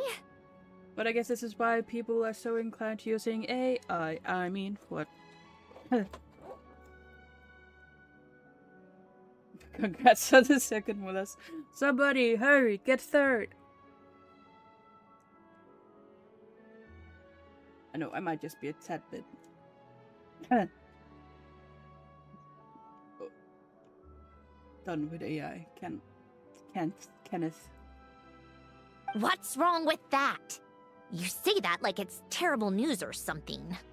How did you get here? I didn't see you on the deck. Oh, never mind. We need to help Miss Guillotin hide ASAP. The crew is heading over here to shoot any second. What? They should be done by now. There was a mishap earlier that cost them some time. I was waiting on deck so I could warn you the minute you showed up. Anyway, you should head back to the captain's cabin right away. They're gonna be here any minute now. Ugh, finally! That's a wrap for the scenes on the deck. Wouldn't have taken half as long if the wind hadn't snapped our equipment in two. Huh. Familiar faces. Maybe Sandra should get it. Fuck. Disguise. Whip. Hey, Cassie. You can still get third. Uh-oh! Too late! Change of plans then. You'll just have to hide. Hide? And where exactly am I supposed to do that? Forward. Oh, there's a box over there! You can get in that! Huh? You expect me to... Do I need my makeup done for the next scene too? For the love of... Let me see. Maybe just a quick touch-up. Huh? Traveler and Paimon? What are you doing here? I thought you took the day off to take care of something. Good job, Cassie. Huh? Oh, well, it didn't take as long as we were expecting, so we came back early. What about you guys? You're still not done shooting for the day? No. We ran into an issue that, set us back. It meant Miss Charlotte's crew wasn't able to wrap either. We both still have scenes to shoot in this aquarium. Oh, that's not ideal. For several reasons. Let us help then. The sooner we wrap, the sooner everyone can get some rest. All right. Thanks, you two. Miss Charlotte's crew can go first then. If I'm not mistaken, you still have a night shoot later. Thanks, Director Farina! Of course. Fellow artists should help each other out where we can. Agreed. Well then, camera, lights, get set up. Actors, give your lines a quick once-over. Let's try to get this in one take.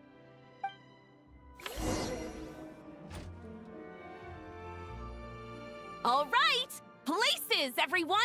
And 3, 2, 1, action! So, the story ends like this.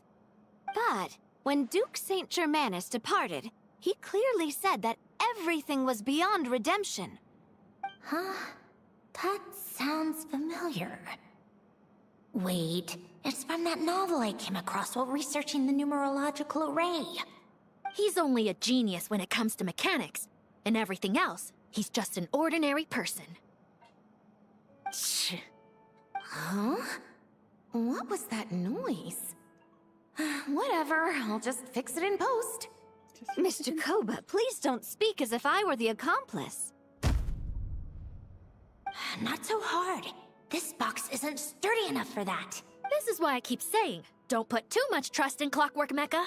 Unlike humans, machines don't have a heart. Ouch. Aw. A heart? That's right. It's what's on the inside.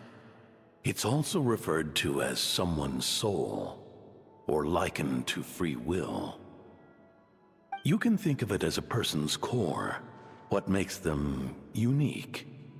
In general, though, people don't believe machines are capable of having a soul. You said my emotion module was faultless.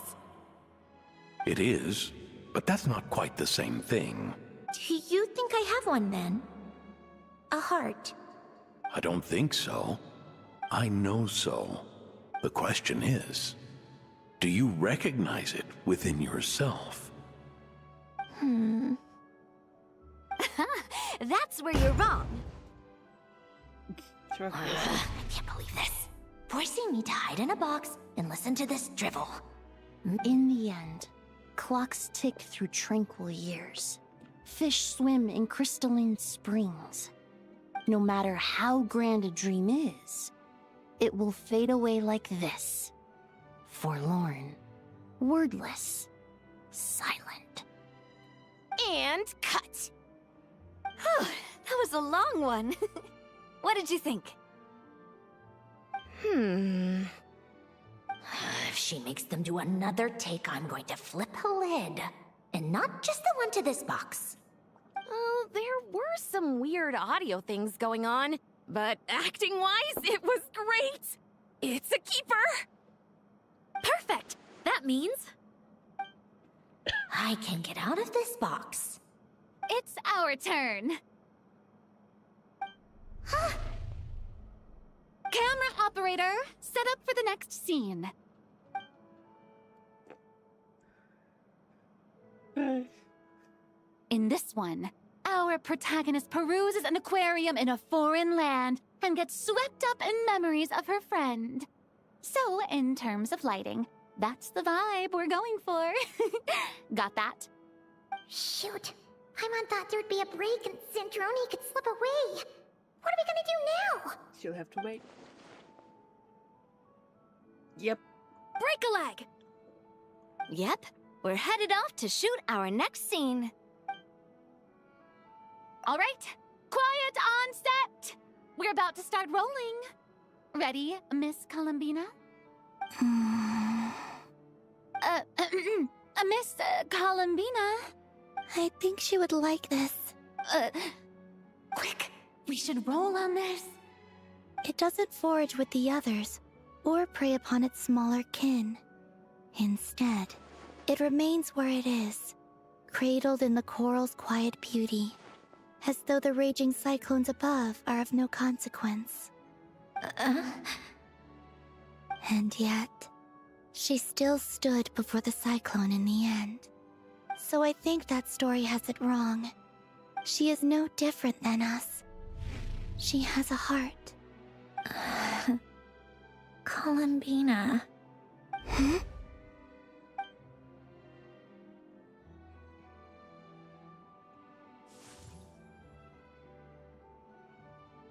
Uh-oh. Is she onto us? But that was fast. What is she doing? Cut! You okay, Columbina?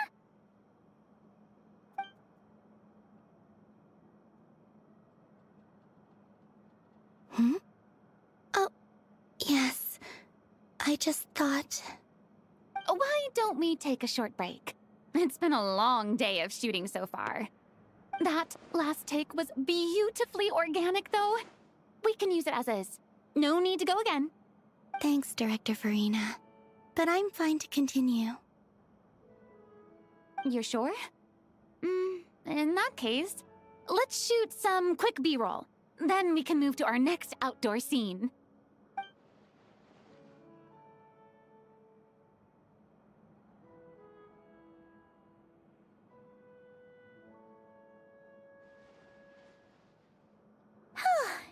We're in the clear this time.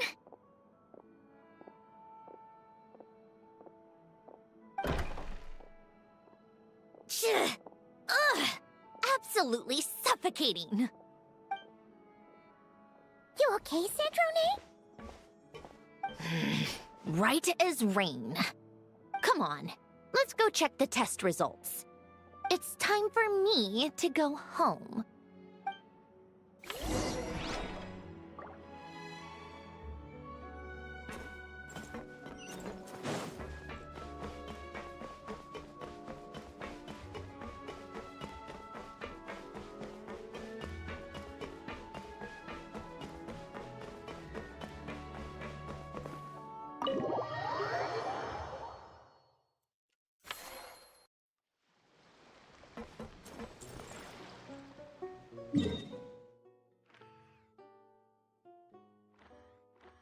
Turn around. Na, na, na, na, na, na, na, na, na. Na, na, na, na, na.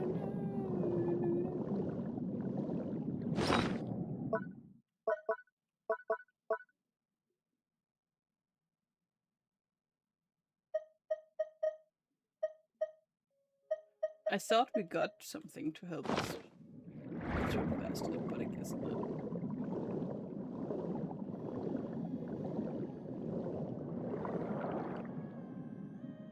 All right, it should be around here. Give me some space. I'll activate the water insulating mechanism.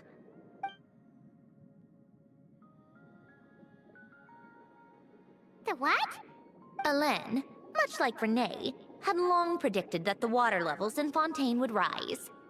Thanks to his expertise in mechanics, he was able to implement a few simple measures to protect our home from flooding. I told him there was no need, that I would just move when the water rose too high.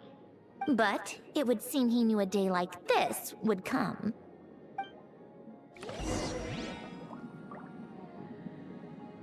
All right, the silt has been cleared away.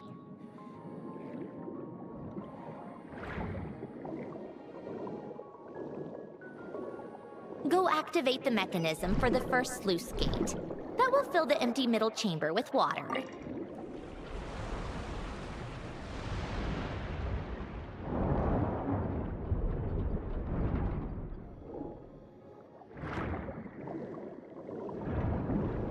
All right, now turn on the drainage mechanism in front of the second sluice gate, and this chamber will become empty once again.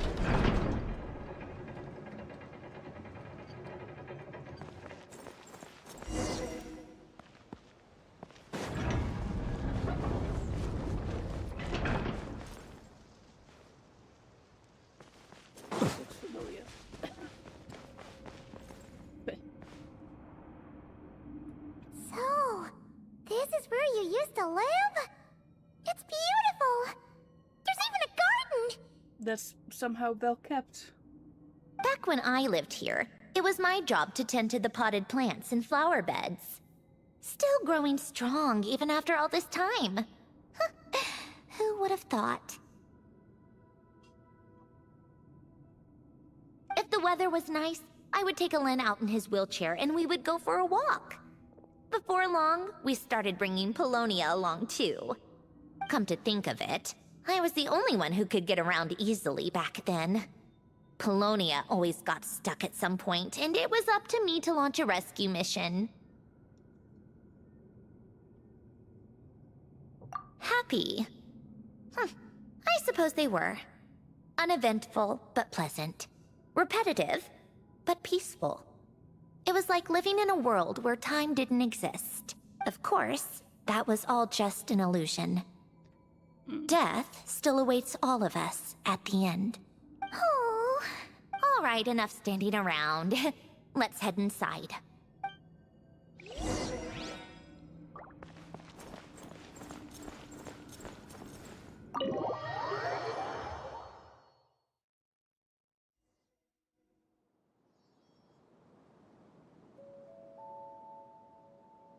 Yep, this place is exactly how I left it. Nothing has changed. What is it? Huh? How did you get... Oh, Arlecchino gave it to you, didn't she? And you... read the whole thing. Just so you know, a lot of that was written a long time ago. At that very desk, to be exact. Anyway, since you've already read it, you should just hold on to it. I can always start a new one. Well, feel free to look around. I'm going to start looking for the gift Alen mentioned. Oh, but be careful with the stuff around here. I'm not saying you can't touch anything. Just try not to choke on the dust. Polonia.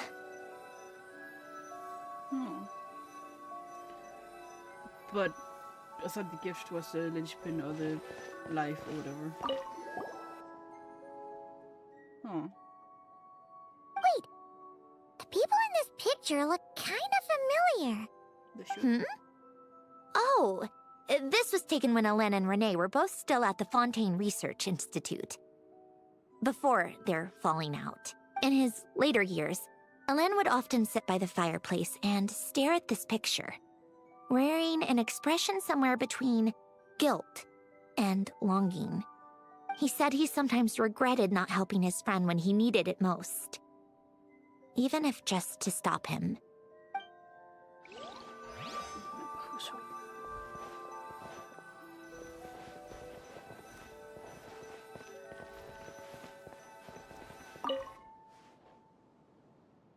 Some yellow pieces of paper and what looks like letters. Oh, these are some of Alen's drafts from his later years.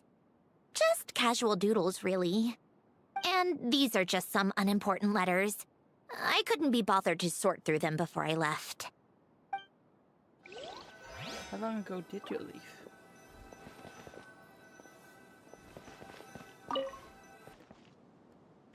A few old toys that appear to be math-related. There are also some complex mathematical puzzles on the table. Oh, I played with these when I was little. During the first few months after I was created, I mean.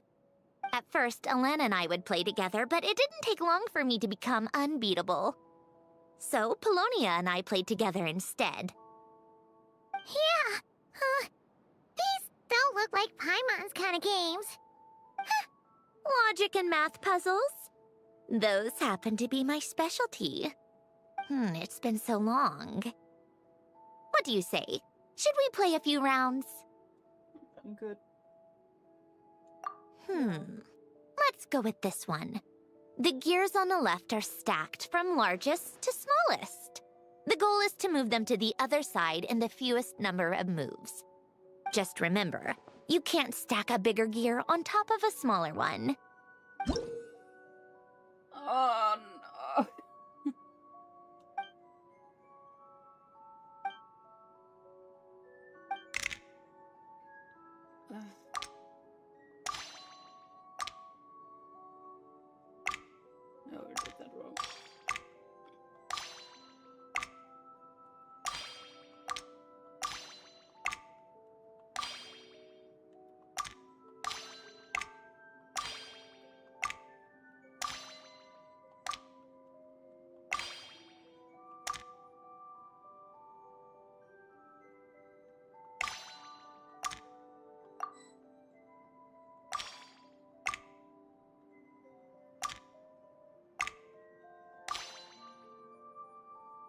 Oh, I fucked up.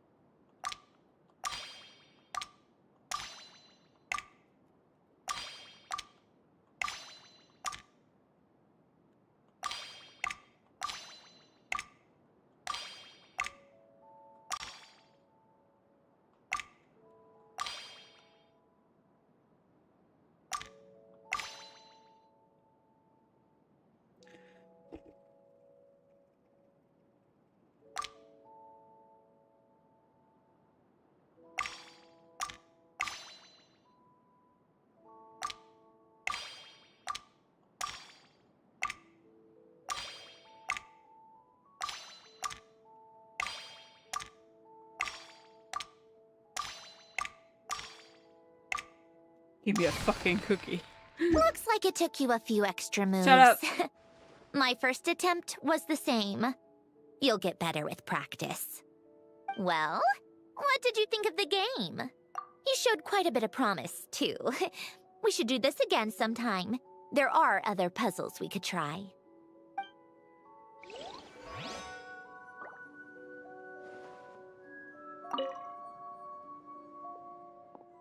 No. No. No. If I don't get anything out of it, then no.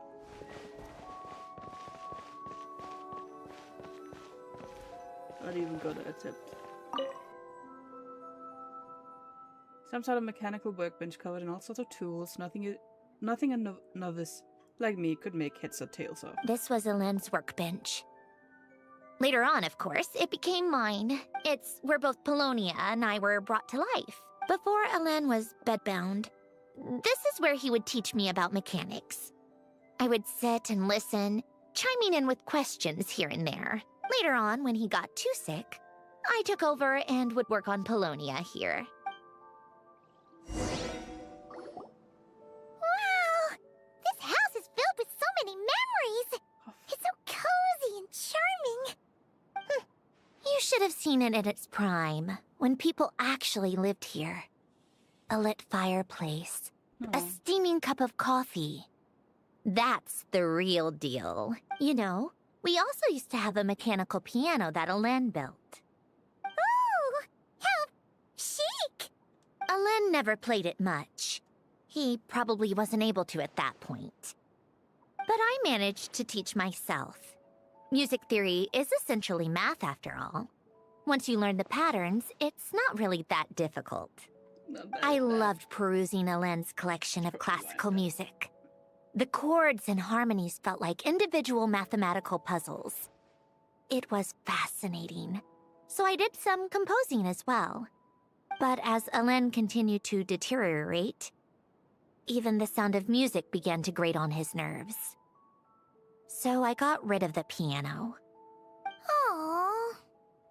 Back then, I assumed a piano was like an ordinary clothing rack, commonplace in every home and easily replaceable. It was only after I left that I realized how hard a good piano is to find. Enough about that. Elend's gift should be just in here. The only things undisturbed before I left were a few of his personal belongings.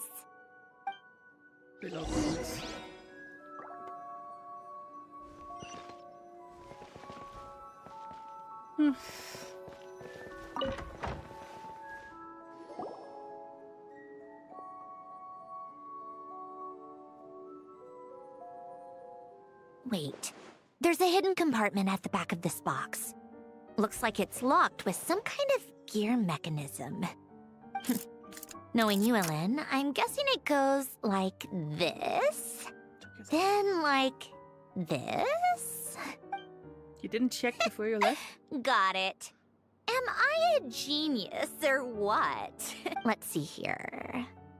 A box? A chest. Well, you gonna open it?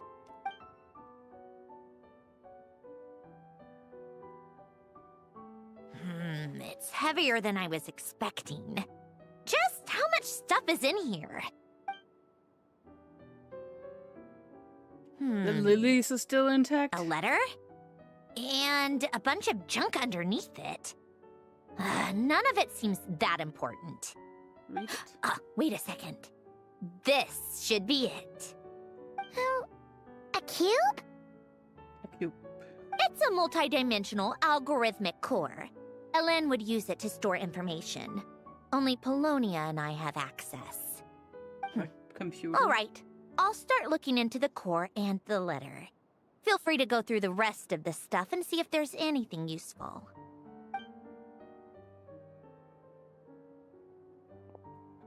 Okay. Hold on. There's another picture in here. This one has writing on the back. Oh. A snapshot of you playing among the plants shortly after you were born. You seem to like these flowers a lot. May you grow and flourish just as they do. Huh? Wow! Look how happy you are in this picture. You've changed a lot since then, huh? Now you're sad and What's angry. that supposed to mean? Just that you come off kind of aggressive sometimes. Or, annoyed at everyone around you. Well then, people should stop being so annoying. It's not like I'm the one with the problem. Of course not. Oh, here's something else. Looks like a piece of paper torn out from somewhere. Today, I solved another math puzzle and made a breakthrough on a construction problem the Institute has been stuck on for years. Am I a genius or what? No, wait, that's From now on, I should have people address me as Her Highness the Clockwork Princess, unraveler of all reason. Nope. No more of that. I thought I tore this page out. You wrote this? Then how did it get... Wait, there's more writing at the bottom. You seem to have developed a distaste for this particular entry, considering I found it in the trash. I'm sorry, but I could not help but hold on to it. Forgive me. Oh. Helen! Don't be embarrassed. Everyone goes through a phase like that. Shortly after you were born, bitchy or fouler, and then... Cassie, she's a robot. She doesn't age. She was built in this stage. So don't worry. It makes sense, probably, maybe. Nonsense. I wasn't even the one who wrote that. It must have been Polonia. It must have been. Excuses. Yeah, sure. She's also probably like a few hundred years old by now. At least. I don't remember the timelines. The timelines are confusing, okay? Right after she was created. That's enough. I told you it was Polonia. You know what? We're done with this. No more rifling around in the box. Just put it down and let me read the letter. To my little clockwork princess.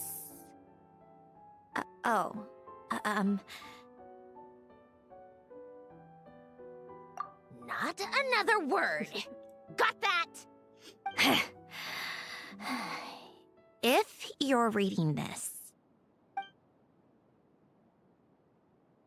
You've most likely received the gift I left for you.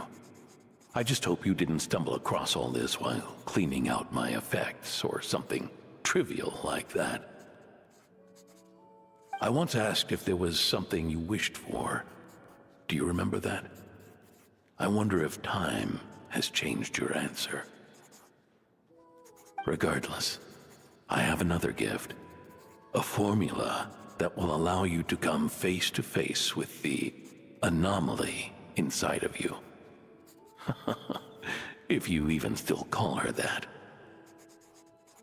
Why this gift? To understand that, allow me to wax poetic on the soul once again. I would ask you to stick with me until the end, but I know you will. You always have. Give him a really storyteller voice. But Let me to wax poetic on the soul once again. Okay, sure. Putting a bond letter. Exactly. I believe a person should be born twice over in their lifetime. First, there's the birth that grants us life. Then, the birth of the soul. It's a matter of transforming the life bestowed upon us into the life we choose for ourselves. And to do that, we must look inward. We must make a conscious choice to define the meaning of our life instead of allowing the happenstance of our existence to pass us by. This is the process of recognizing the soul that lives within us. You are my proudest masterpiece. I told you that long ago. But to me, you have never been a creation or a machine. To me, you're just like the rest of us. You have a heart. In fact, some theories think of the human brain as nothing more than a machine, and thought the product of its computations. So you see, perhaps we're not so different after all. Your inner machinery is just far more advanced than most. No matter how one looks at it, the heart is a complex thing, a place where logic and reason collide with our emotions. Your computational capacity allowed you to become sentient and develop logical reasoning. But it also granted you something that, on the surface, might seem contradictory: emotion. Emotions and logic often clash with each other, and those instances of discord can accumulate over time. That is the source of what you refer to as the anomalies within you. As you told me once, you've always known what you don't want, yet you've never wished for anything in particular. Similar to how a blind person can feel when a part of their body is in pain without being able to fully visualize its form, such is your relationship with your soul. So, what I leave you now is this: a formula that will allow you to see the shape of your soul. For if you want to protect your heart, you must first be able to recognize it within yourself. Of course. Whether you use it is entirely up to you. You are, and always have been, free to do as you wish. Regardless, whether by my formula or some other means, I trust you will know your heart one day. You always were a fast learner.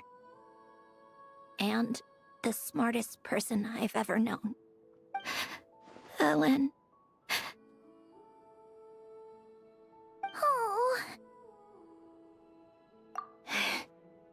I'm fine. I've already figured out how this formula works. Let's get out of here and then we can use it. You made up your mind already? You're gonna do it? Why wouldn't I? Resolving the anomalies within my core is the reason I came here in the first place. No, I can do this on my own. I'll let you do the punting, Cassie. But, do you want to watch? What do you mean? I already know what anomaly I need to resolve. Like Alen said, she's an amalgamation of all the times my logic algorithms have clashed with my emotions. And by resolve, you mean that literally, or...? Yes. You've got to get rid of your emotions? Let us in like that, wouldn't that mean letting us see a bunch of your, you know, inner thoughts and secrets?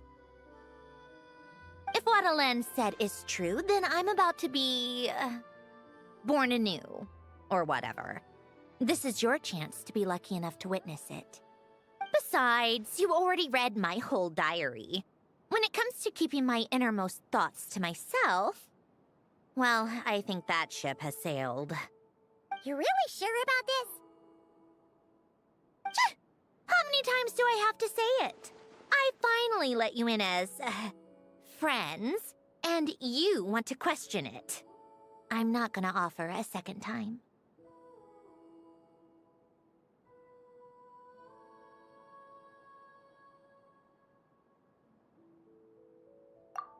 Enough with the mushy stuff. Just follow me.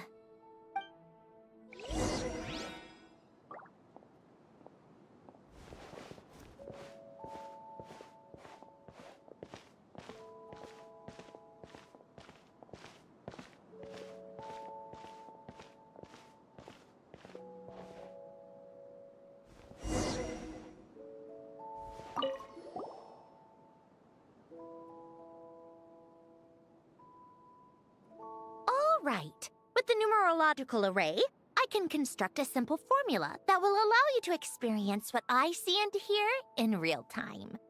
Oh, just like St. Lolly's scent-sharing technique. Been there, done that. Huh. Sounds like that shaman has some tricks up her sleeve. The arcane and the mathematical are both fundamental laws of this world. Being able to achieve a similar result through both isn't surprising. Anyway, let's get this show on the road. But no comments from the peanut gallery, okay? I know I offered, but I still don't want any interruptions. Okay. Interrupts.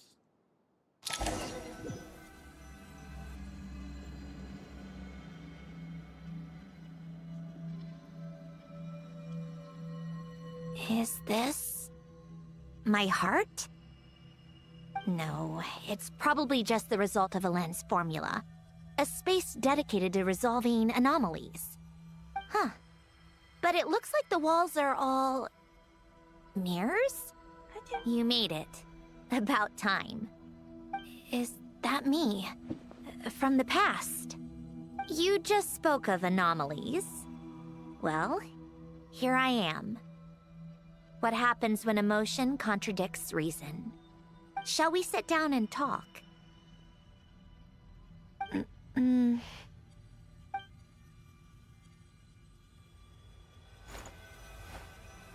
Oh, they actually did mirror her. That's fun.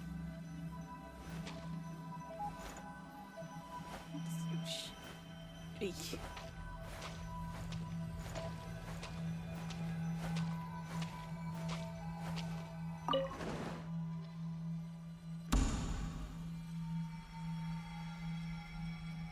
That should do it.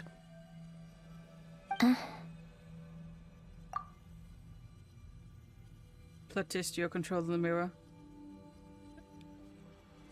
Oh, no! I am the mirror. I am the mirror. I am the fake. I am barely a reflection of myself. Hello. My name is Alain Guillotin. Can you hear me? Guillotin. Guillotine. Brings back memories, doesn't it? The time we spent here. Here. I want you to have this. A notebook? You can use it to write things down. I don't need to write things down. I have unlimited memory. Even so, some things are more important than others, right? You can use it to write about the things that matter. So you wish me to carry out a basic priority sorting operation? I suppose you can think of it like that for now. But journaling is also an act of finding oneself. That's the gap. Much like we use wooden stakes to guide a plant to grow in a certain manner, what we choose to write down gives the soul much-needed direction. In the act of choosing what to forget and what to hold on to, we decide what kind of person we want to become. I don't understand. Like I said earlier, I don't need something like this. This is where we were born. Where our life began. Mornings of tending to the garden. Afternoons spent cleaning, reading, or studying. Evenings of cozying up by the fire, listening to Alen share stories about his past. Alen. What is it? What are you drinking? Oh, this? It's coffee. It, makes me more productive. I want to try it. Oh, okay. Here.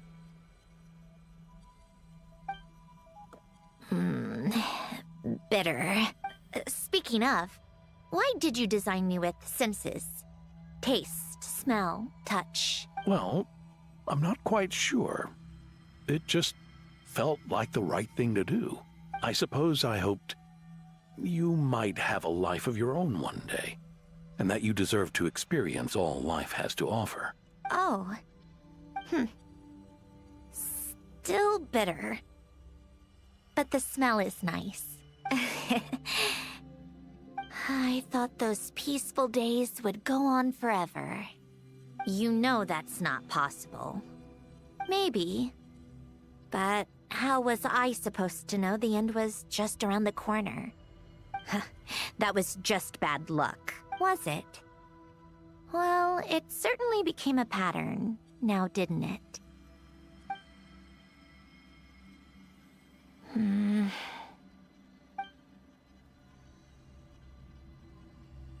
Over time, one of the habits we picked up from Alen was a love of coffee. We even took to hosting tea parties. A machine acting like a human. Kind of laughable, right? I suppose that's just what I'm used to. Yeah, that's just what we're used to. Hey, this place isn't half bad. Great spot for a party.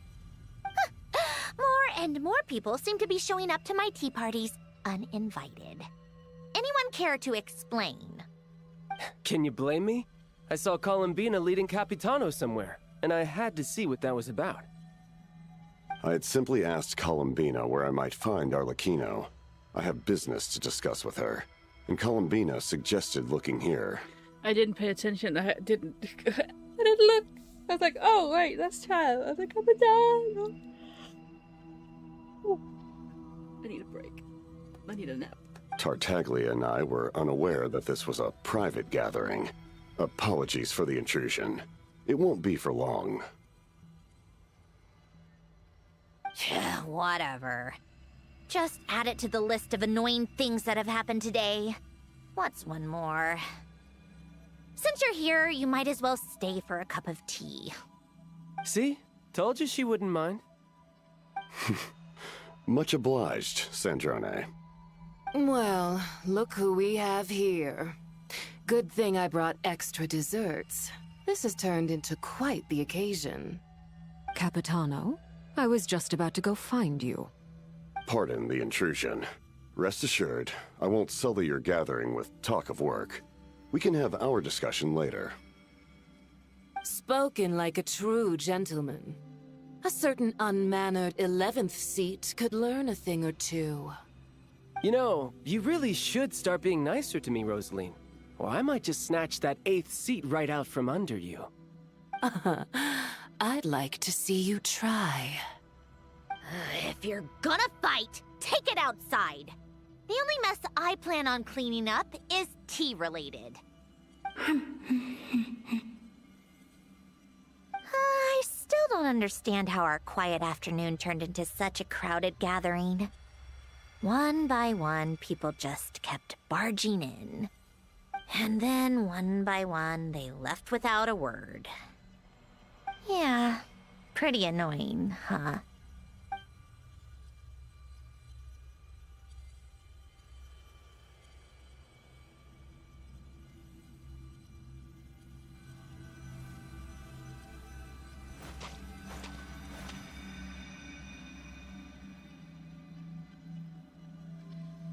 Of all my days with the Fatui, the times I spent with you, Arlecchino, and Rosaline, they were my favorite. Goodbye, Sandrone.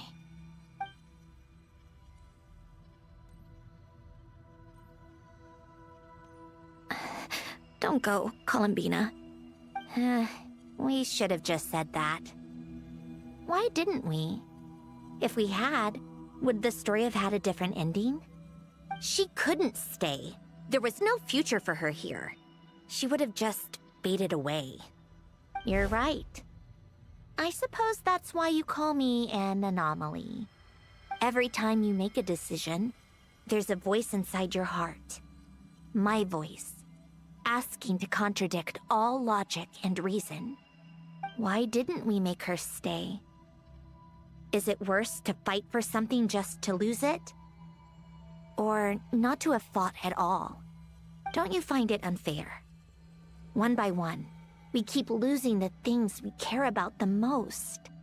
But in the end, whether I want to fight for something or cry over all we've lost, you just push it down and pretend not to hear.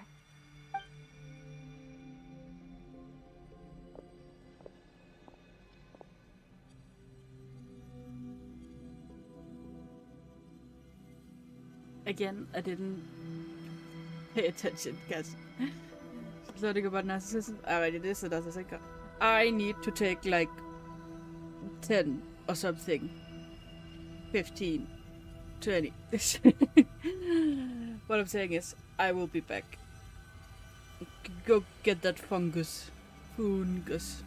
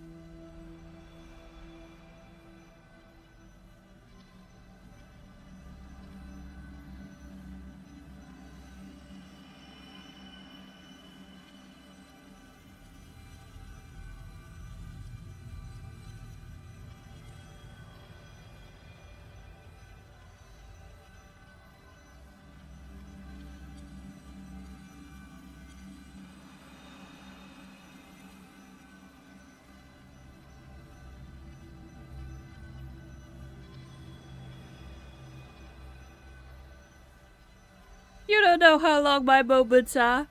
Also, hi, I'm here. Hello.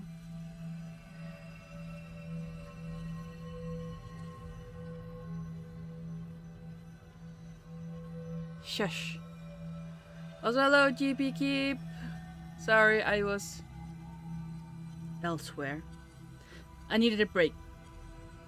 Yes, because yeah, every time. I could have slept. I just needed to like have a close eye moment, and then I hit. I have food. The cat has food. We all have food. Note. It's suffer. Hello, Chagura. Which reminds me, well, not this, but it reminded me. Mullis, Trigger, X-Files. When? X-Files? Files X. No, I really haven't, because I've been so gone. I'm really bad at just listening for 2 fucking hours.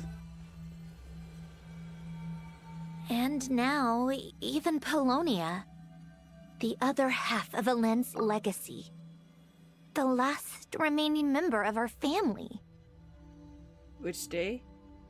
We could do it today if anyone is not busy. Are we in a hand? Are those fingers? Gloved fingers? Even Polonia is no longer with us. I did everything I could.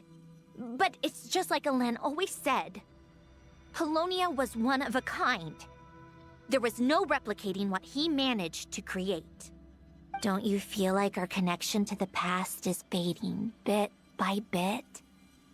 Like, even the things we have left are slowly slipping away. I suppose. But you can't move through life without having to say goodbye. And even as we experience loss, there are always new things to be gained. Ever so logical. The first one? But, I forgot what to say. What's your take, then?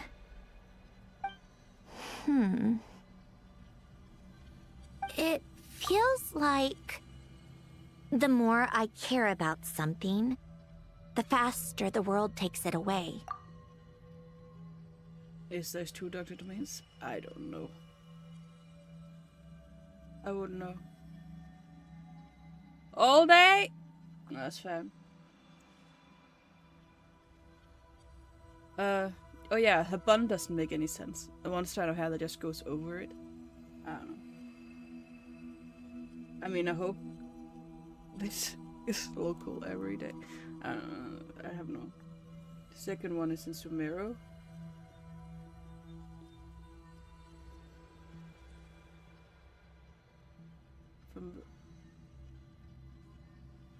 Oh, that's what you meant. I didn't. Is that a domain? Is that a thing we could get into after? Is that a weekly boss? Fucking computer doctor.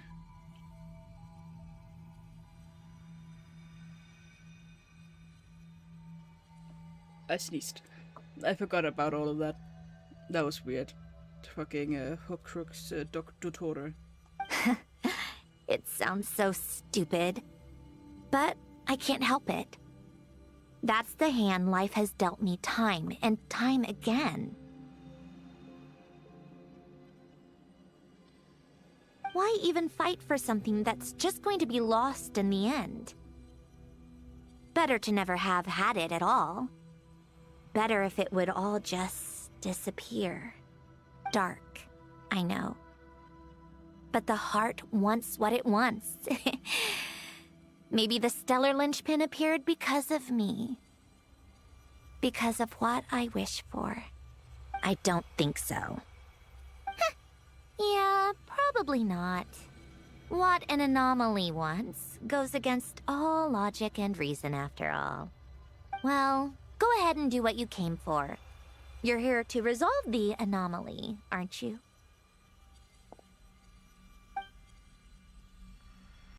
Yes. what's it gonna be? Keeping me imprisoned here like before? Or eliminating me entirely? Like debugging a code? That might actually be a mercy. I don't care. I just don't want to experience the pain of loss ever again. Go ahead. I'm ready. I didn't pay attention. I think that's... Oh, I have to say... Oh, hey, animation-ish. It's pretty.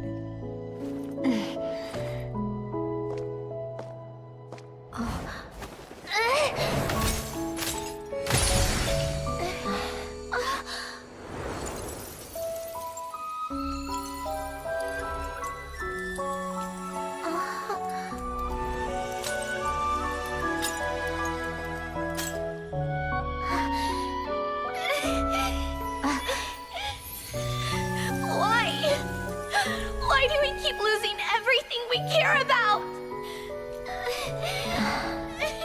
I know it hurts, but that's life. I wish... I know. I've always known. Because we've been one all along.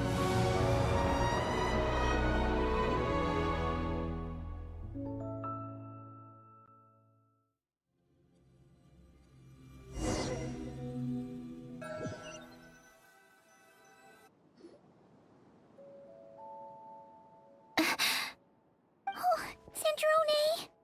I'm fine. It's okay to cry, you know. Cry? You've got to be kidding me. Save the comforting for someone who needs it, Paimon. The emotional side of my core algorithm. My emotion module has always been fully developed and operational. Elen tried to tell me that too. I've just chosen to ignore her voice all this time. I suppose. Huh. Come to think of it, it's kind of like the aquarium on the ship. The aquarium? The old me took one look at it and saw something I would inevitably lose. So I stopped putting in the effort. Then, one by one, the fish all swam away, and the place became even more bleak and depressing. Pretty pathetic, right? Don't say that! A lot of people would feel the same. It just shows how much you care about what you have. Now? After seeing what you've done with the aquarium, I have to admit. I think it's beautiful. It's like you said. We get to keep the things we gain along the way. And those are things that can never be replaced. Because we choose to hold them in our hearts. Well said! Besides, I've already died once. I'd be stupid not to make the most of this second chance. Right! Earlier you, or your inner self, mentioned something about her wish. What was it? You think that's something you can just ask, and I'll tell you.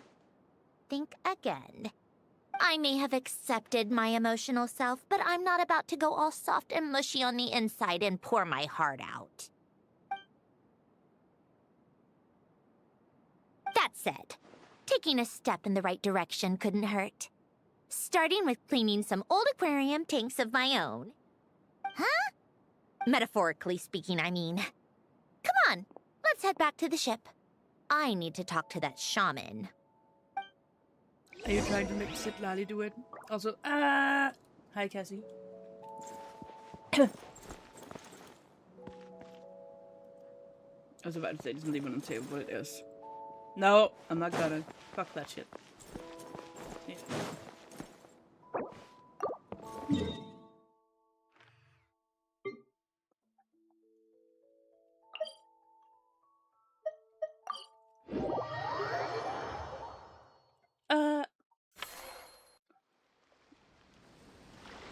Yeah, this agreement needs to be studied.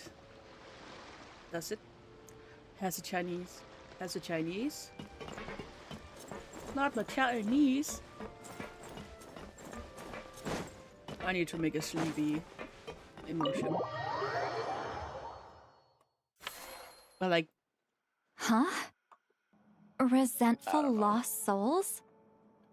You couldn't get comfortable sleeping near the Opera Epicles, right? Well, I bet that's why. The Fountain of Lucine is where all the water in Fontaine gathers. So that's where the emotions within the water converge as well. Hold on. If it's souls we're dealing with, feeling uncomfortable should have been just the beginning. I should have been able to hear their voices or something. And under normal circumstances, I'm sure someone of your talents would have. The problem is, these souls are no longer complete. Remind me how they ended up like that again? You mentioned something about them being split apart? Yes, it's called soul severing. Renee of the Nartsitzenkreuz Ordo came up with it. After learning of Fontaine's impending doom, Renee thought if he could find a means for the soul to live on in perpetuity, it might ensure the world's salvation. Soul severing was the first step of his research. Unfortunately, his theory of the four orthants was imperfect at the time, and a failure along the way caused his physical form to dissipate. Jakob, another member of the Nartsitzenkreuz Ordo, sought to carry on Renee's legacy and restore his physical form. He even used some of the people who stood in his way as test subjects for his research. By severing their souls? Yes. After Renee successfully awakened, the two continued their research, and all the severed souls ended up merging into Renee's consciousness. After you saved Fontaine by turning Fontainians into true humans, these souls returned to the ley lines. But the souls severed before Renee awakened had nowhere to go, doomed to forever wander the waters of Fontaine as listless spirits. Almost as if they exist outside the bounds of this world. Unrecognized by the ley lines or fate. No wonder I couldn't sense them. Got it fucked up. I should look up a lore video or something of the Nartsitzenkreuz, because there's so much going on. I don't remember who, what, and where. Breaking free from fate was also one of Renee's goals back then. Not only that, but over time, they began to fuse with other entities. Their inner resentment lured in all sorts of evil beings, which corrupted and defiled them into nothing more than accumulations of filth. But the full transformation must have been recent. Otherwise, the Udex surely would have noticed. Wait, no, he must know already. That would explain the underwater Melazine patrols. No wonder I kept running into officers from the Mara Chaussee Phantom earlier. In that case, let's go find Nervalette and we can sort it out together. No, not just yet. Why not? Nervalette. For one, the diplomatic castle alone would be a nightmare. Even though I haven't reported back to Snezhnaya yet, I'm not planning to leave the Fatui anytime soon. Besides, with me here, success is a done deal. Involving other people would just complicate things. All I need is for Miss Lolly to help pinpoint the location of this monstrosity. Think you can do it? With my eyes closed. This is what I do. I'm a lot better at it than manning a desk, at least. But, how exactly do you plan on resolving this soul stuff? Even to me, there's no obvious answer. Seems pretty complicated, all things considered. Just trust me. I have the perfect solution. The perfect solution? Alright. If you're that confident, we'll follow your lead. Why the sudden interest in helping Fontaine with this, Androne? You never knew Renee and the others, right? No, I didn't. And you're right. This problem has nothing to do with me. I wouldn't get within 10 feet of the Nartsitzenkreuz Ordo or its members. But in his later years, Elen told me he regretted not helping his best friend when he needed it the most. He also felt sorry towards Marianne for being too lost in his mechanical research to look after her properly. If he were still with us, I think he'd do the same. He might have a few choice words to say about it, but even after everything, he wouldn't leave his friend's mess for someone else to clean up. Friends shouldn't hold grudges or leave behind regrets. Fixing what happened between him and Renee was one of his greatest wishes. All I'm doing is fulfilling it in his stead. You know, you really do seem a little different now. You mean everything that just happened wasn't for nothing? Why, thank you for pointing out the obvious, Paimon. Just washing off the grime of the past. Turns out, a lot can build up after being ignored for so long. What's this about aquarium tanks all of a sudden? They go off on some grand adventure and what? Now they have their own private code? Stupid. Thanks, Kirsty. Nom nom. All right then, Sweet Lolly. Tracking this thing down is up to you. Huh? Oh, right. No problem. You get this, Granny Eatsley! You! Come with me to Hotel de Boer for a drink. Right now. Why? Because I said so, Miss Guillotin. I'll report back on the location tomorrow morning. Just need a drink or two first to bolster me up. She's gone Granny, said Lally. But Sandrona is also way older than she appears. So is the Traveler, who's actually the youngest here. Well, don't let me keep you.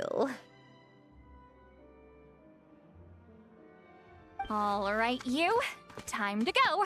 I've got scores that need settling. Huh? I don't like scores. Oh my god, we still have one more or less.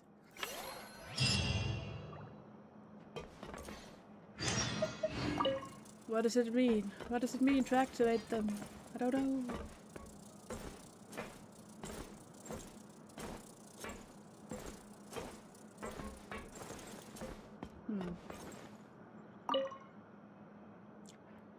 Off.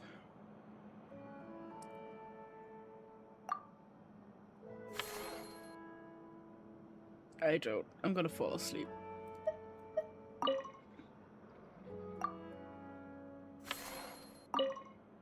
Oh my god, stop.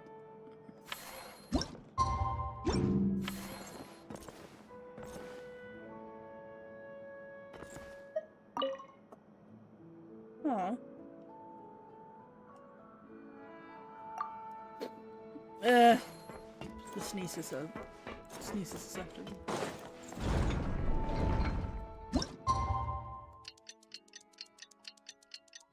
And Cassie is gonna punt Paimon.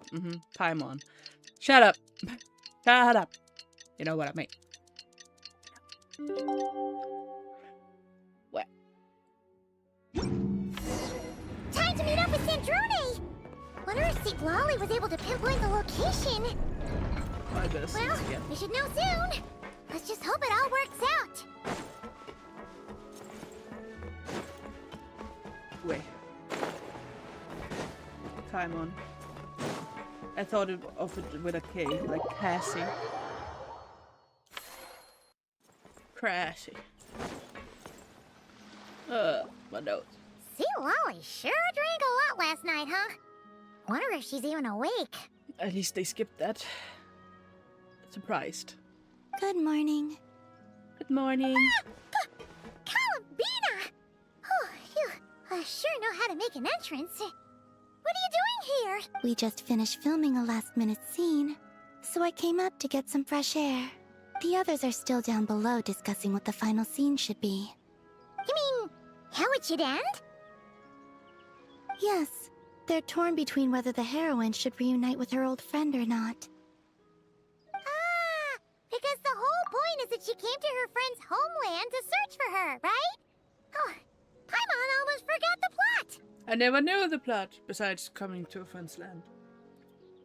I mean, they wouldn't just not let Sandrona and her meet, right? Right? Yes. Director Farina and Miss Chiori think a tragic ending where the two never meet would be more poignant. Boo. But Director Xavier thinks having the two reunite would make for a more touching and heartwarming ending. It's okay to have feel-good movies or whatever. Not everything has to be sad and artistic. I'm sorry. Just do both. Choose your own adventure. Me? I'm not sure. Show one half to one half of the audience and another half to the other half of the audience. On a personal level, of course I want to see her again. Of course I want to experience that moment where we reunite. Even if it's just for the cameras. But that means an actor would have to take her place. And that makes me feel... Oh. Huh? Yeah, don't look so worried. Making a film is supposed to be fun. Besides, it's all gonna work out. You can trust Paimon on that. I am not familiar with that film. They did many endings and each theater was different. Well, that's fun. And annoying. What about when it was released? Did it include all endings? Work out. How? Well, you know. Yep, exactly. Okay, I trust you. I'll just focus on having fun for now. Well, well, look who we have here. Traveler and Paimon. Oh, the lighting specialist and clapper loader that never were. We were busy. Under the sea. Release has all ending as bonuses with one true ending. Oh, is a true ending then not a thing? I have no idea what your mother is. I just saw you open it yesterday. Your mom.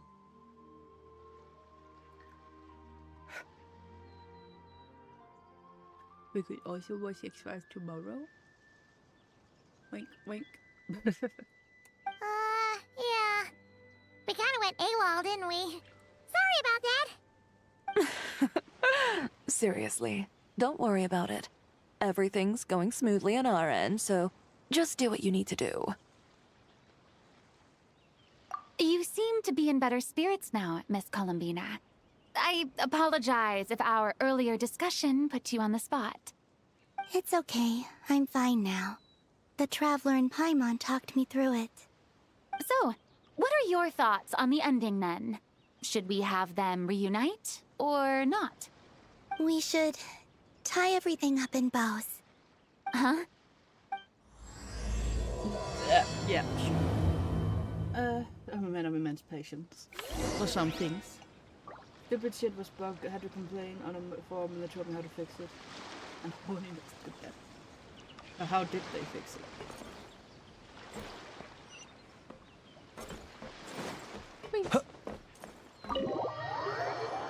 I need to sneeze. Again. I'm having a sneezy We're moment. here! Oh, right on time. Well, yeah. We weren't the ones who drank our weight in alcohol yesterday. What? Are you suggesting Granny can't handle her liquor? It takes a lot more than that to get me drunk. Really? 'Cause, you stopped making sense after a while.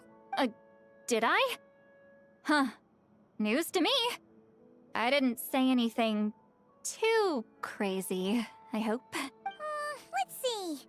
You spent half an hour bad-mouthing Auroron, half an hour complaining about work, an hour talking about light novels, and, Paimon kind of fell What did asleep Auroron after do? that. Are they gone? Oh, the crew? Yeah, we bumped into them on the deck, but they just left. Wait, but now that everything with your core is sorted out, what's stopping you from seeing Columbina? She misses you a lot. I just want to deal with this mess first. Besides, this is a perfect chance to make her jump for once. I have to plan it out more. But enough about that. Were you able to pinpoint the location of our target? Of course! When Granny Eatsley promises something, she delivers. Great, let's see. The Morte region. Oh, wait, this is the Tower of Gestalt. The place the souls were severed. Is that the source of the resentment? Or is it the Narzisenkreuz Ordo in general? Let me come with. This thing's movement isn't fixed. If it's not at this location when we get there, I can use a ritual to summon it. You've already gone to more than enough trouble. I don't mind. These old bones have nothing better to do anyway. Summoning a spirit isn't going to do me in. Besides, if I don't go, they'll just have more inside jokes I can't join in on. All right then. I appreciate it. Ha! There's no time to lose! Let's head out! Wow.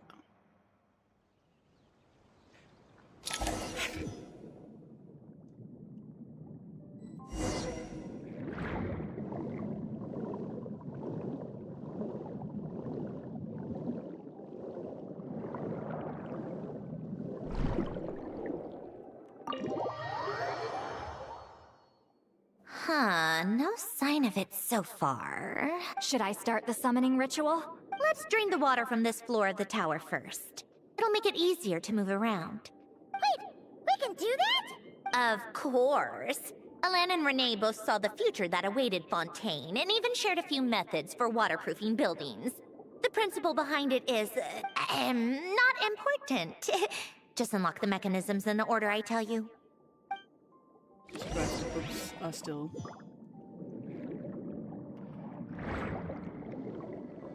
existing.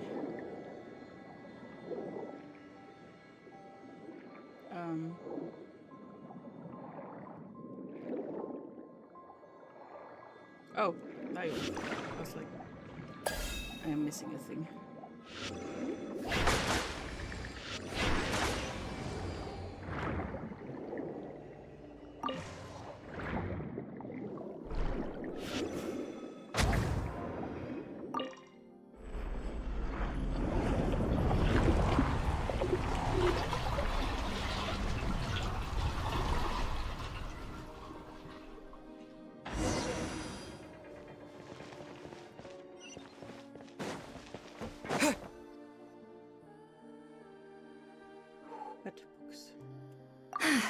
Ready? Yeah. When this thing appears, I'll try talking to the souls inside. But more than likely, they've already been driven to madness. If communication fails, we'll have a battle on our hands. In that case, Paimon better find a hiding spot. Her eyes are not turning. If a fight does break out, I should be the one to deliver the final blow. Trust me on that. Understood. All right, I need quiet. Wandering spirits, drifting along the tides. Hear me now.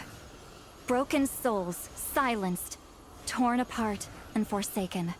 Follow the traces of the past, and return to us. Let resentment recognize resentment. Let vile entities be drawn together. And in this place, take form once more. Why are we there too? What now? Is that it? This is exactly why I deal in math, not magic. How are we supposed to know what stage the spell is at? It's like there's no logic to speak of. Mechanical science is so much easier to...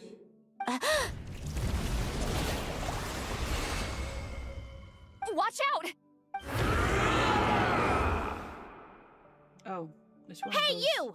But red. Or whoever's inside of you.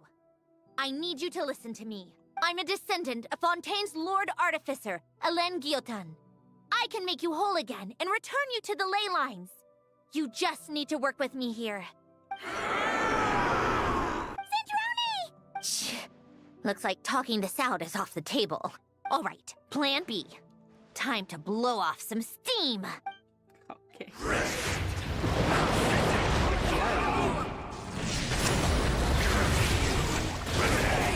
Yeah!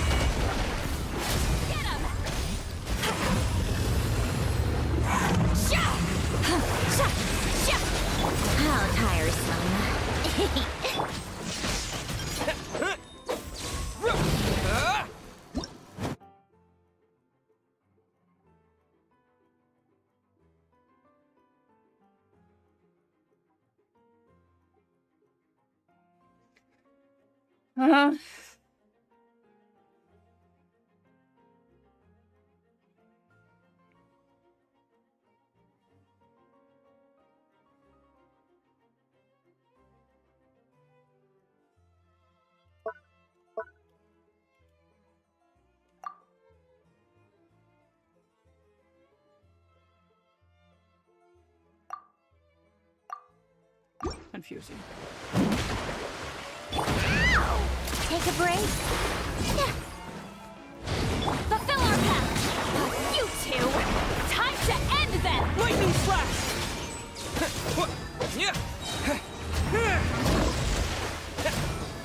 Come on, keep up. What a joke.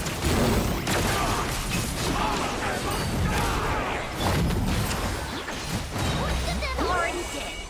But you still have a chance to return to the ley lines and reunite with your family. Just work with me here. No. Animation! Oh, look, we're back in our old clothes again.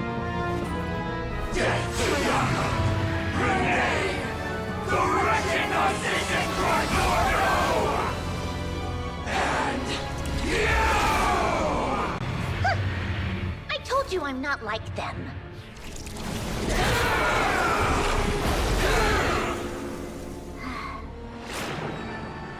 I'm stronger. Inverted. World formula. Reversion. Oh my god.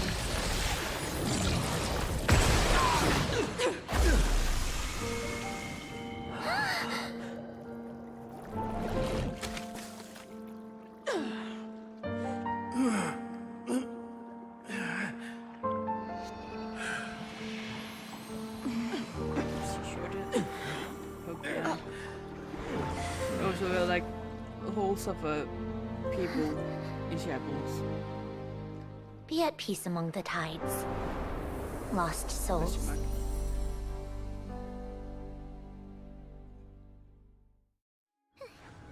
it over?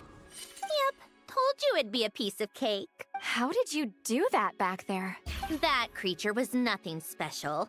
Add a bunch of souls with nowhere to go, a touch of malicious energy, a few impurities, and a whole lot of resentment. And that's what you get. All I did was separate the original souls from the rest of the filth, allowing them to be accepted by the current rules of the world. The principle behind the world formula is divergence. Starting from a point of origin, it deconstructs and reconstructs the possibilities of the world to find certain answers. So, it would follow that reverse calculating the world formula allows us to achieve convergence and restoration instead. Using a numerological array, I was able to do just that.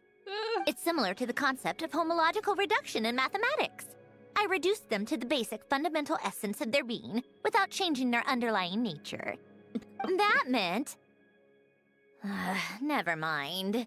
Judging by all the blank stares, I'm guessing you don't actually care. I think I finally understand how Outlanders feel when I ramble on about shaman stuff. Point is, it was super impressive! You really are amazing, Sandrone! You're just realizing that now? Ahem. Enough about that. We should get going. I'll go reset the mechanisms inside the tower. See you back on land.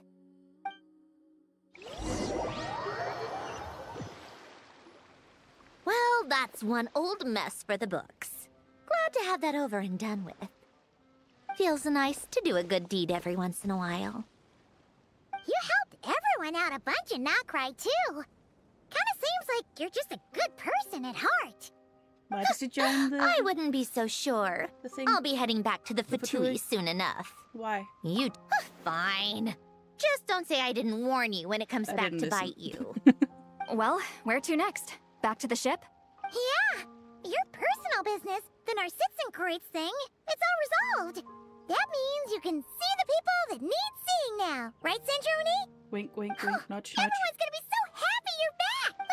You wouldn't catch me dead admitting to this before, but... yeah, I really have missed everyone. Columbina's a special case, though. This time, I'm definitely getting her back for all her annoying antics over the years. How long was she with you? She'll sense me coming from a mile off. How am I gonna... Oh, you got caught.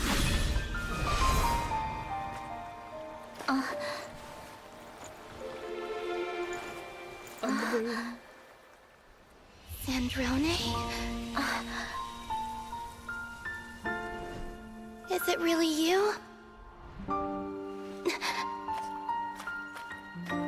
You're back? You didn't tell me. You avoided me. Why?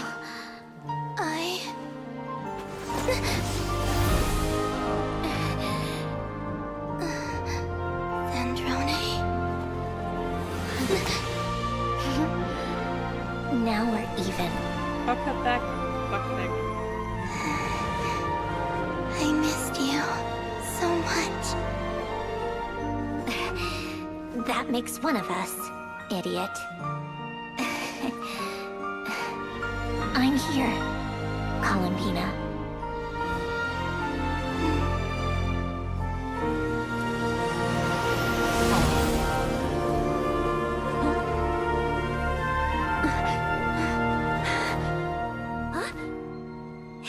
Illness, I guess.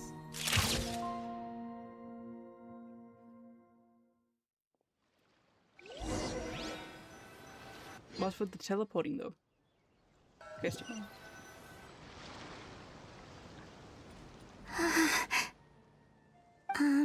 Sandrone.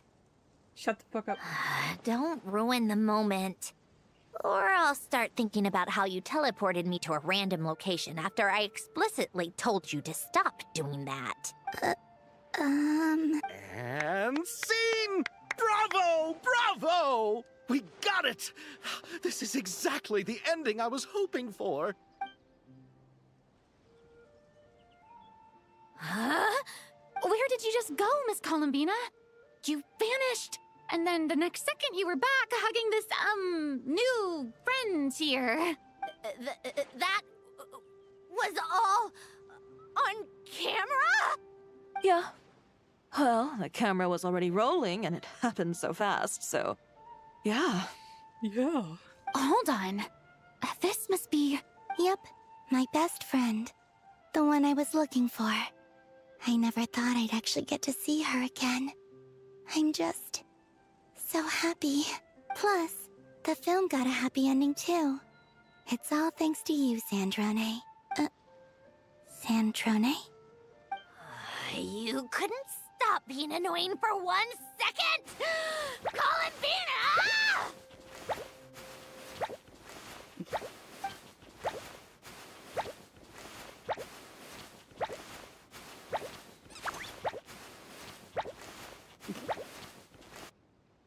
Okay.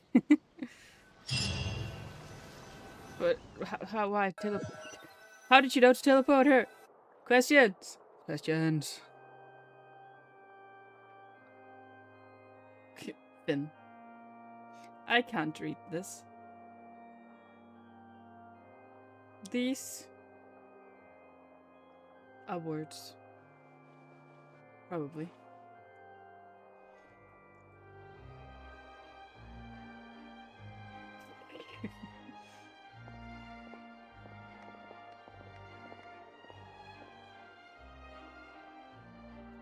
Yeah, but how did she know to teleport Sandrone? I don't remember. As expected. Going to the opera house is the true way to enjoy a film. Because she has to know the person is there to teleport them, right? To exist or whatever. Or did she like spot them as they were filming and then she was like, yoink, and it's like, is it really you?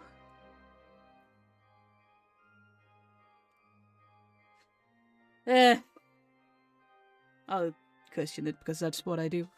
You get to see the audience's reaction in real time, too. The ending seemed to be received quite well. I can't believe you let us include that in the final cut, Sandrone! You even agreed to help us reshoot a couple of shots. Thanks a million. Oh, people are grilling. Aw. Most of it was caught on camera already, so it's not like I had much of a choice. Besides, the film I'm in is going to be anything less than perfect. What are you laughing at? I don't like Columbina's eye. They need like a highlight or something that just look like dead eyes. Nothing. It was just interesting to see us on screen together. I'm glad this moment is going to be preserved forever. And the people who know these Chewie Jalapeno's are like, Just a pity we didn't take home the Farina Award this time around. Well, artistic films can rarely compete with commercial ones. You should have prepared yourself for this the minute you changed the script. True. Did he change the script, or did he like actually make a new one? Completely new one? Oh, did I hear someone mention the Farina Award? No. Come on, don't gloat. I won't. Our crew winning the Farina Award was a team effort after all. Costume design, script adaptation. Ooh, and the practical effects were so realistic. The flames and explosions even made me jump while we were filming. A lot of the effects were based on actual items the Special Patrol confiscated from criminals. Who knew they'd serve another purpose, right? You could have But died. it turned out amazing! Really brought the thrilling scenes from the novel to life. Fontaine's film industry is seriously impressive. Which film did you vote for, Silali? Isn't it obvious? Great Detective Herlock, of course! That's the whole reason I'm here! I'm like, well, fuck, wait, hold on. Oh yeah, in the beginning of this game, in general, it's like, oh, cameras, so this new invention. And now it's just like, normal. You all should be proud, though. A lot of critics are saying really good things about your film, too. Longing and loss, searching for something even after it's gone. It's a film that makes you think about life, and how important it is to explore those themes. Well, that is what the art of storytelling is for.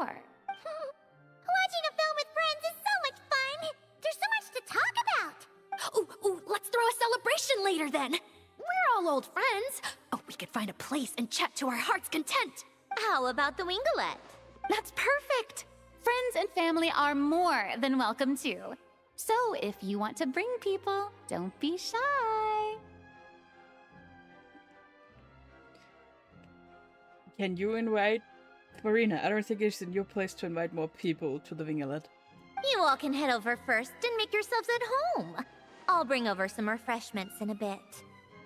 I just have one more stop to make first. Can I come?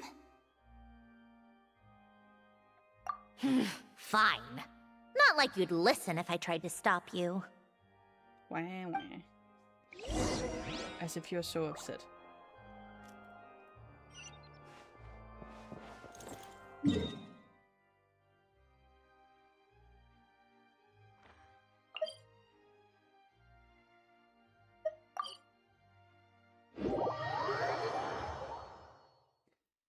There's so many places.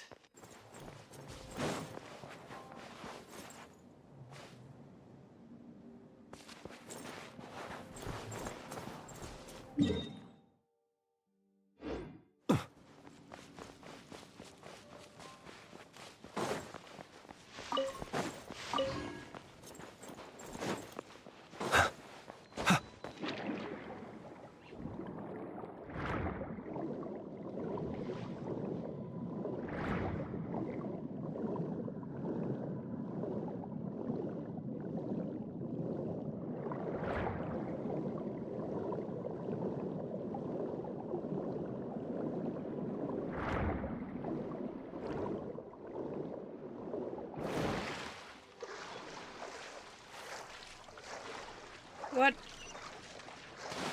Seriously?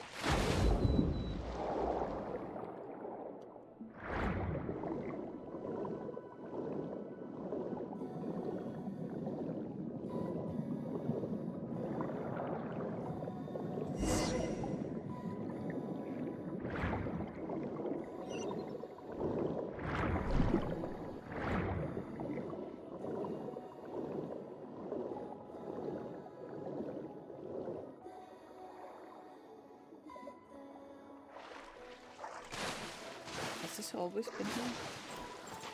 Oh no, not a gravestone.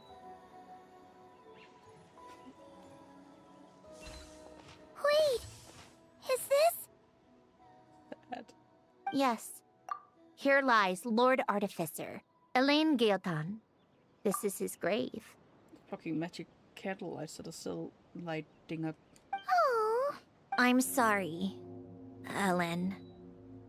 I'm sorry this is the first time I've been back since leaving Fontaine. I should have come to see you more often. I got your gift. I even cleaned up one of the Nartsitzenkreuz Ordo's messes along the way. Our home is just as quiet and warm as it always was. The flowers in the garden are still thriving. I'll make sure to tend to them more often from now on. Polonia received irreparable damage in battle. I should have taken better care of your invention. I'm sorry. Polonia was family to me. Just like you. You always said I was a fast learner. But I'm not so sure. It took me far too long to learn the things that truly matter. I never said this to you back then, but... Thank you for creating me. For giving me the chance to experience life. Oh, that's great. That's indeed a great. Random question, why does Androna have two names since subtitles call her Marionette? I mean, that might just be a mistake, but it's because that's her Fatui name, is Marionette. Just like Alecchino, also known as Father, is Fatui name is the Knave, and yeah, and Childs also has a name. Basically, it's like they have multiple names. So Marionette is her Fatui name. A Fatui Harbinger name. Harbinger. Being your family meant everything to me. Absolutely everything.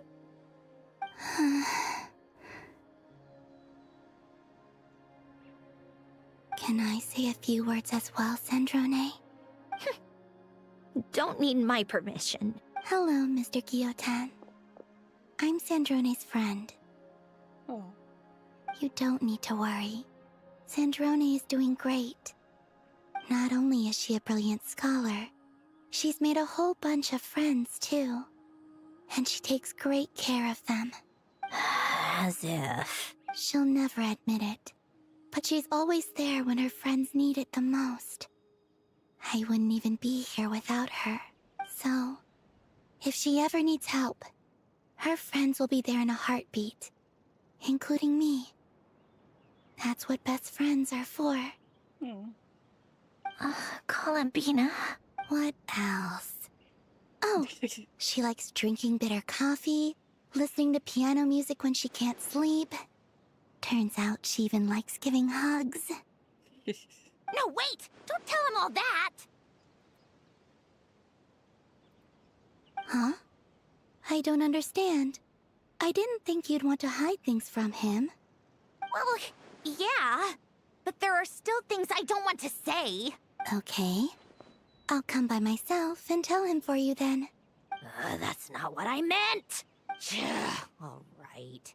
Enough with the speeches. If no one has anything else to add, let's just leave it there. Should we say a few words too? Kinda seems like Columbina said it all. Oh, great idea!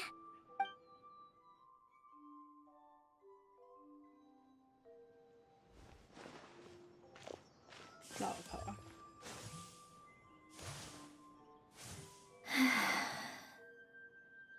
Goodbye, Ellen.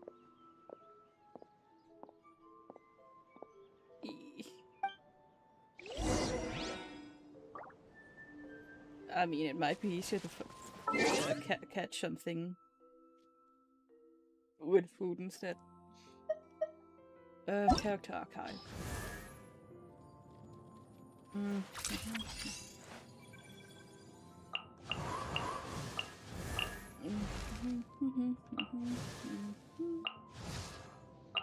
Oh yeah, Alakino. Alakino, the knave. Also, I think her real name was like that. I don't know.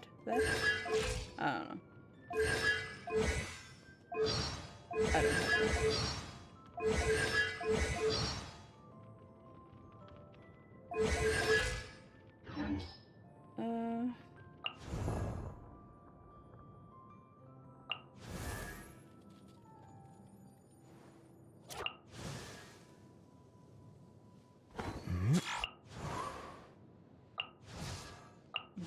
Shut up.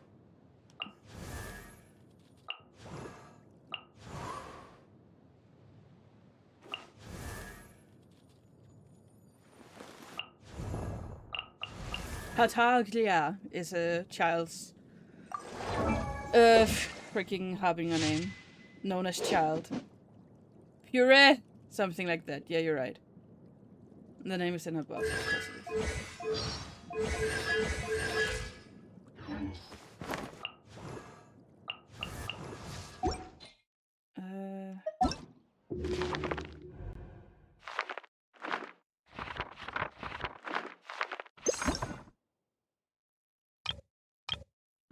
What? How?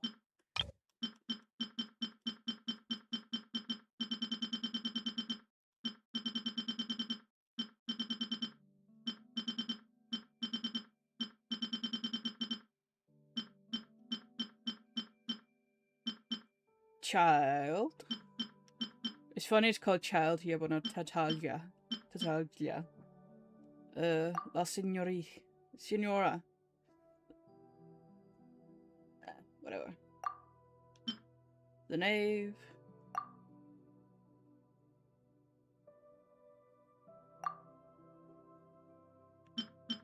The doctor. I don't remember what doctor's real name is.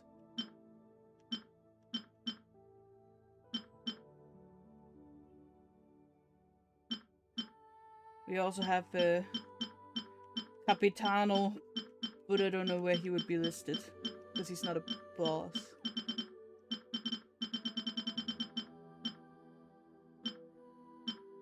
Santic, right. Sonora is Rosalind. Did you just Google it? But yeah, multiple names because reasons. Is this 8-bit Doctor? Because I haven't played that one.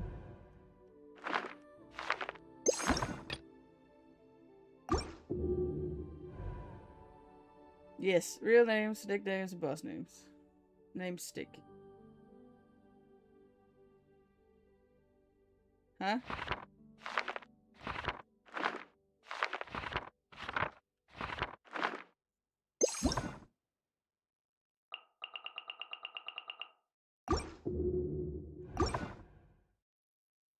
Well, somebody has a memory, and it's not me.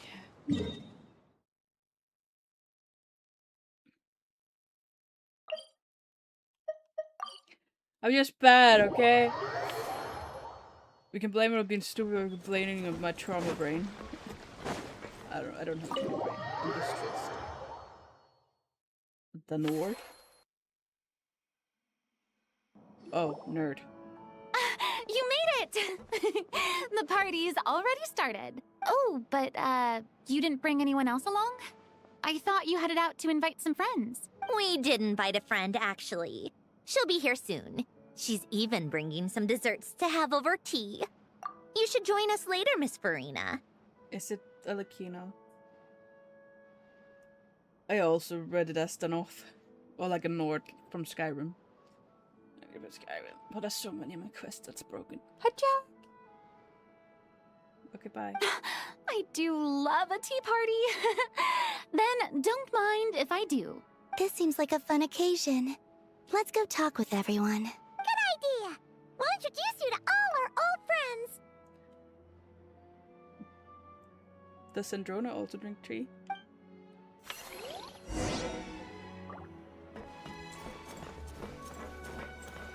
So many people. You made it. Sorry for starting the celebrations without you. No worries at all. We're just glad everyone's having such a great time. Oh, right. You've probably seen them around already, but let us introduce you for real. This is Miss Columbina and Miss Guillotin, right? Oh, we saw the film you were in. It was so touching. Yep. This one started bawling her eyes out right next to me in the theater. Her shirt pisses me off so much, just as much as her name is gone from. Well, there's more than one character that pisses me off in Wuba, though, with the clothes. Just give them something that fucking fits, okay? I know. I didn't bring nearly enough tissues. Thanks. We saw your film too. I memorized all your names. Oh, guess we can skip the introductions then. Our effects were pretty over the top, right? Some of the extras in the big scenes were actual members of the Spina di Rosula. So basically, your contribution was creating realistic-looking chaos. That wasn't the only realistic aspect. Miss Chevreuse and Miss Emily were also kind enough to lend their expertise on criminal investigations and forensics. Oh, it was nothing. I was just honored to take part and help out. Wow! No wonder your film turned out so good. You basically had an expert in every field. Oh, speaking of, want to join in on a round of tabletop troupe later, Miss Columbina and Miss Guillotin? I mean, what better place for a party than a party? Here we go again. That sounds interesting. Nerds. Yes! Persuasion successful! What about you, Miss Guillotin? I guess one round couldn't hurt. They are very long rounds. Usually. Hi, Jack. Hi. Boyong. Can't you sleep me? You can't just leave me, you will shake.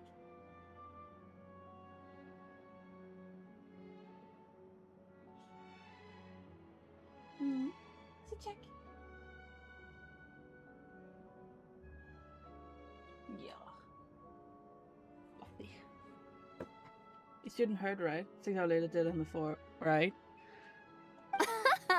Critical success! It's a critical hit.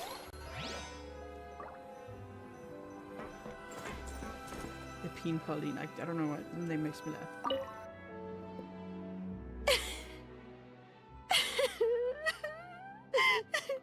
What a dream come true! For once, it all worked out! I can die without regrets! Let's not get too ahead of ourselves, Director Lapine Pauline. What was in that piece of cake you just handed her, Escoffier? Bromaritime flowers, eggs, flour, same as all the other pieces. What, you think I tampered with it? Playing a detective in real life now too, are we? Oh, it's so delicious! I'm so happy! My life has peaked!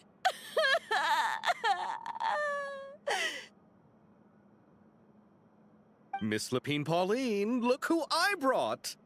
Master!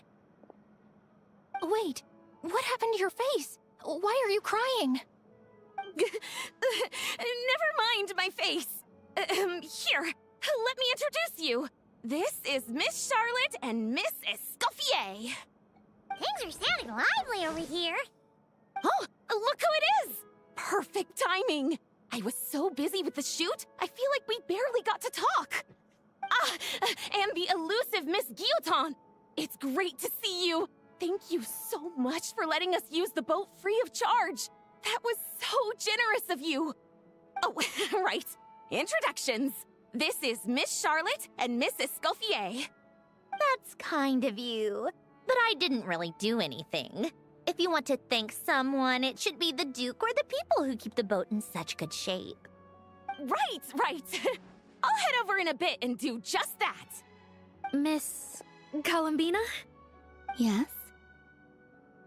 Could I interview you sometime? I'll treat you to some gâteau de bord for the trouble. There's only a limited amount available each day. Oh, but it's an absolute must-try when you're in Fontaine. Oh, Sure. Bold of you to use my own cake as a bribe right in front of me. You know what? When else are we all going to be together like this? Come on, everyone! Grab your drinks!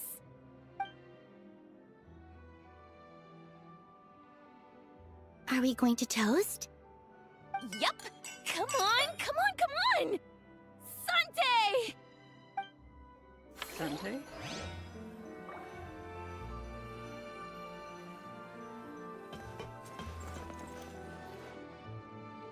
Oh, hey.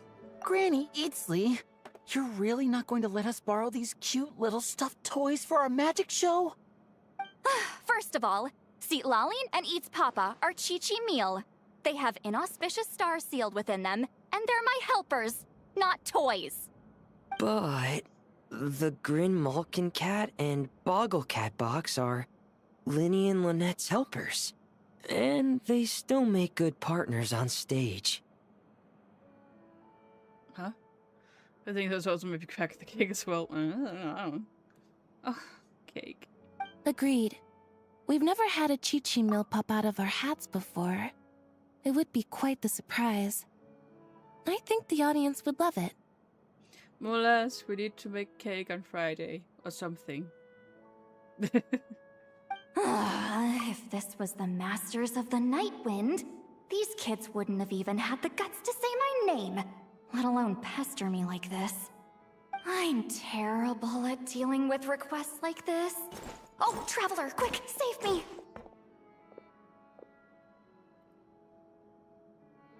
Yeah, cake, cake, cake, cake, cake, cake, cake, cake, cake, cake, cake, cake, cake, cake, cake.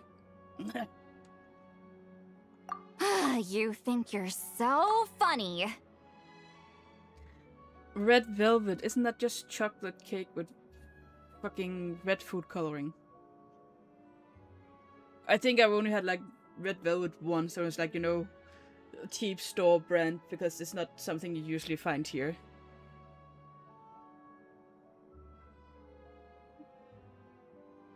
I was not impressed, at least, by the cheap one. I mean, it probably wasn't even cheap, because whatever, but... Fine, let's Google it. What makes red velvet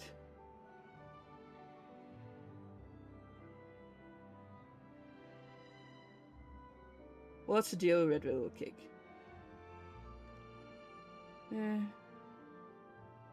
It was originally a version of chocolate cake made with cocoa powder, buttermilk, and vinegar.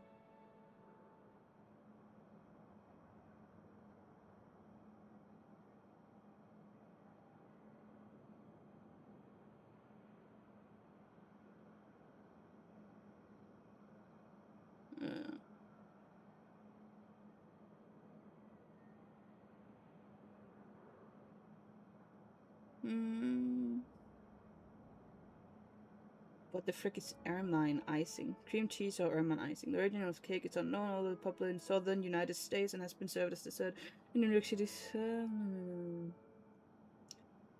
Ingredients of the cake include baking powder, butter, buttermilk, vinegar, cocoa powder, eggs, flour, salt, vanilla extract, and most of recipes red food coloring. The cake's popularity declined after red dye. Number 2 was linked to cancer. Ugh.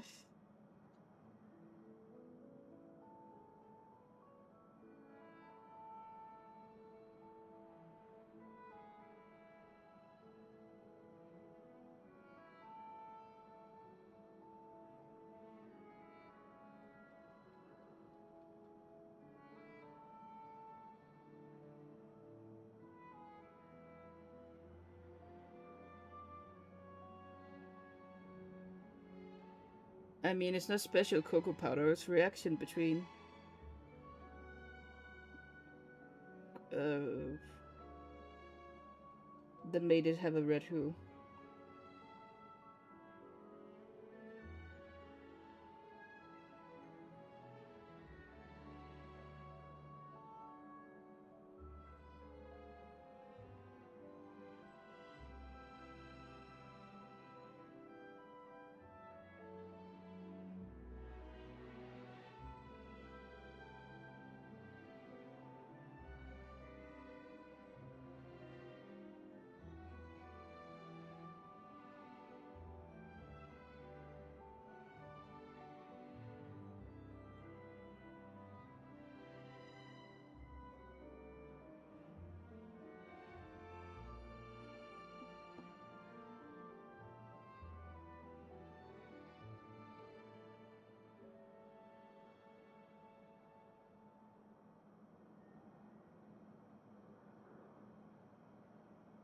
Old fashioned red velvet. Go fucking Vic.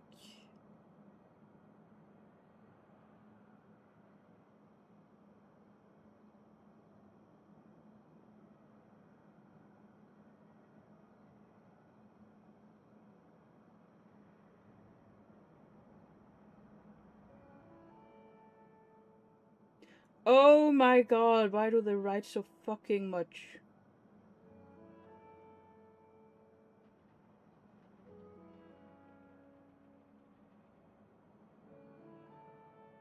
No, it also is for school.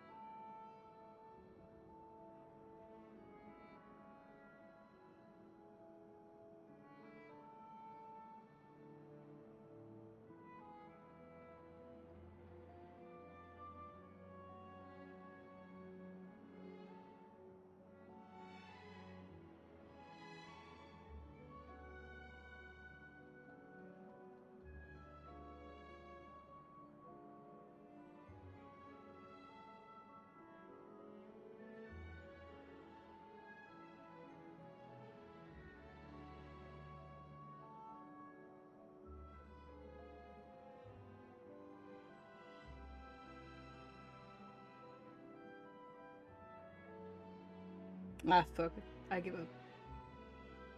You just... Basically, nowadays, it's just fucking... It's just a cocoa cake. A chocolate cake with red food dye.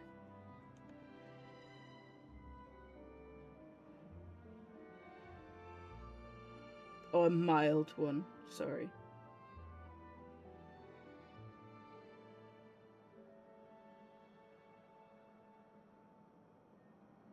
I guess it's very buttery. It has buttermilk in it. Whatever the fuck that is.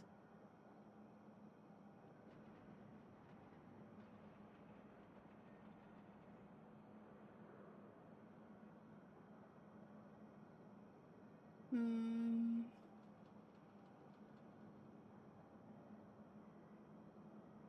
it has some vanilla in it. What the fuck is buttermilk?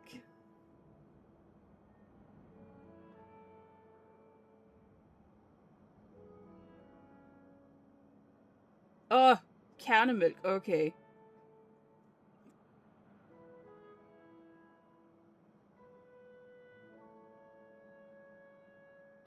Making all the book. I mean, it's probably harder to make like brighter colors because of the cocoa.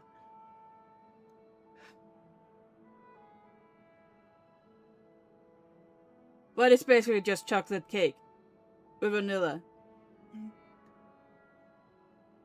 And there's a touch of cake that has like buttermilk in it. I don't fucking know.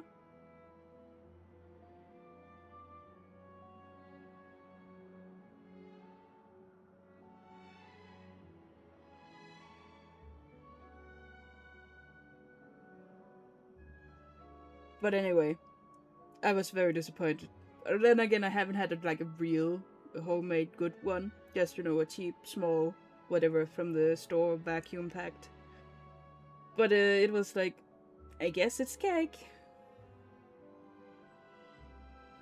Anyway, hi. But yeah, change my mind. Make me cake. The fuck?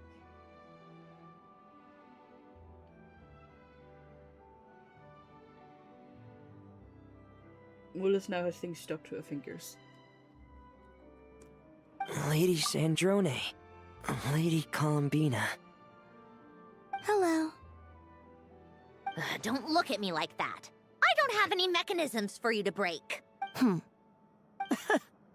Don't be fooled by my sister's demeanor, Lady Sandrone. She's just as delighted as the rest of us to have you back. Well, I suppose when I'm not so busy, I could find some time when Arlecchino is around. and bring over a few gifts to the House of the Hearth. I don't like that his tear is brown. You're too kind, Lady Menace Sandrone. tear. I'm sure The just two your take visit thing. alone would make Father more than happy. I just need to borrow them for a bit. I'll pull them out of my hat, give them a quick hug, then give them straight back.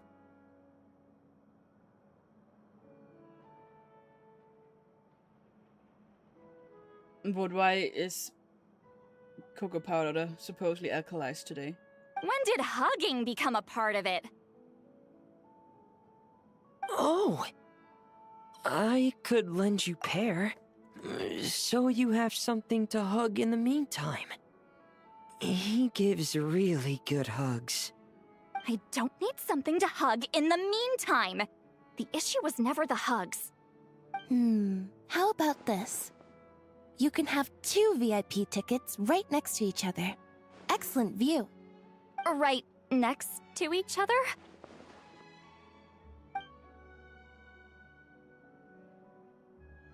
Yep, super quiet. No one will bother you. I'm sure you'll have a great time. Fine.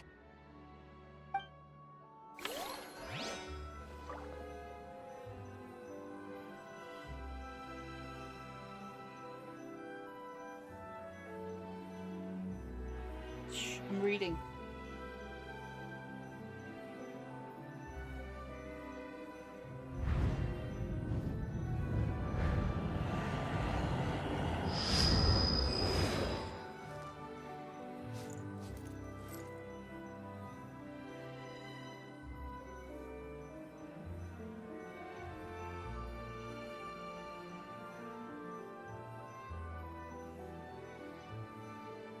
People ought not be so frightened of ghosts.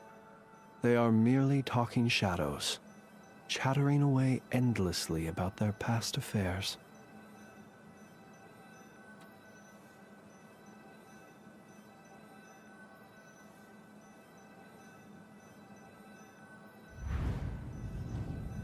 This alkalization process raises the pH of the water, reduces the natural acidity. Genshim also contributes to the development of darker color tones, enhanced flavors, and improved dispersibility, whatever that means. And wet abilities of the final product. I guess it's like hydrophobic. Natural cocoa powder is not alkalized and has a slight natural acidity. This category. He who wishes to peer into the also abyss uses needs of simply natural to claims wander as it through maintains the Nodcry inherent on a misty characteristic of night. cocoa beans. The march of the wild Alkalized hunt cocoa will powder be tastes sure often to milder drag and him less into bitter the flavor than a darkness. natural cocoa powder. The alkalization process reduces the cocoa's natural acidity, resulting in a smoother taste. On the other hand, natural cocoa powder boasts a rich and intense flavor with pronounced cocoa notes that are characteristic of pure cocoa bean. Oh. He was here earlier. He's busy.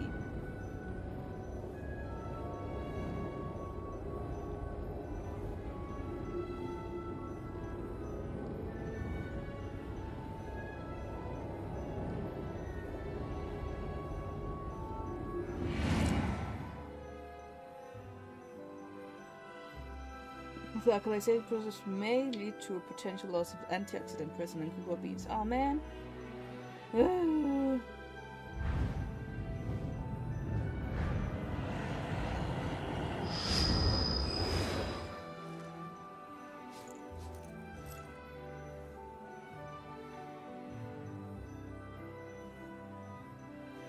Natural cocoa powder is often preferred in chocolate making and raw desserts where its rich taste and sugar. But why is unalkalized cocoa powder so fucking expensive when you do less to it? I don't understand.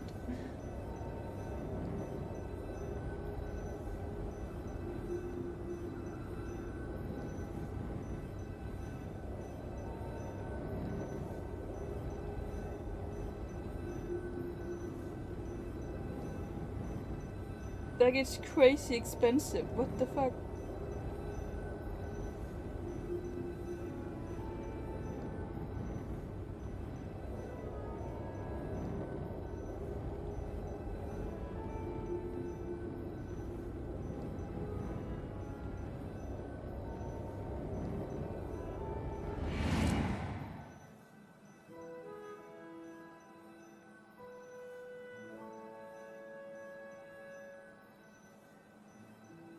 Requires a careful sourcing of premium beans to taste good without... People ought not be so frightened of ghosts. They are merely talking shadows, chattering away endlessly about their past affairs.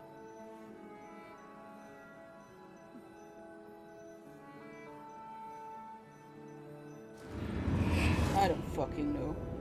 And I don't trust to read everything just from AI. No stream today, got you put message on Discord earlier, yes. Discord where I don't see, oh right, yes. That too. I'm so... I'm annoyed. I'm annoyed by stuff. Oh hello, the Jutix. Wait a second! Mr. Baptiste and Veronique! You're here! I don't remember who you are. Friends of yours? Veronique is the prop manager for Musketeer Pictures. And Mr. Baptiste is the author of The Two Musketeers. Yeah, former prop manager. Now we're just two criminals serving our time. I have no memory of this. Thanks to Duke Risley and Nurse Sigewin looking out for us. Not too bad, actually. You make it sound like I'm giving you special treatment. I just think the method of justice you chose to pursue is one people can respect. You are far too modest, Your Grace. The only reason we were even able to come to this... It's also just good for the physical and mental health of the prisoners in general. Shut up, Sigewin. Anyway, I suppose I have you to thank for keeping the winglet in such good shape. I never knew she could look so striking. I didn't do anything special. It was mostly the Traveler and the others. Don't sell yourself short, Miss Guillotin. You are the current captain, after all. In light of that, do you mind if I leave up some of the installations so the people back at the fortress can also enjoy the aquarium? Huh? Like I said before, I just think it would be good for the inmates who clean and maintain the winglet to see their work put to good use. Besides, maintaining an aquarium is sure to be a lot more interesting than scrubbing rust off the walls and deck. Of course I don't mind. I'm grateful you even want to keep it. Great. Then it's decided. That's amazing, Sandrone. We should go hang out at the Fortress of Meripede later, then. You do know you just invited me to hang out in prison, don't you?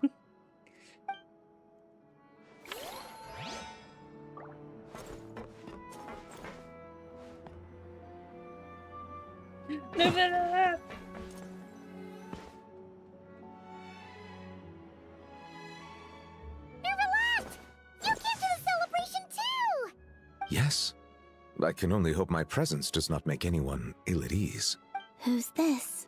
All right! This is Nervalette, the Eudex of Fontaine. And this is Columbina and Cendrone. Greetings. Hello. These two must be the Fatus and former Fatus related to the recent incident in Nordcry. I read about them in the diplomatic report.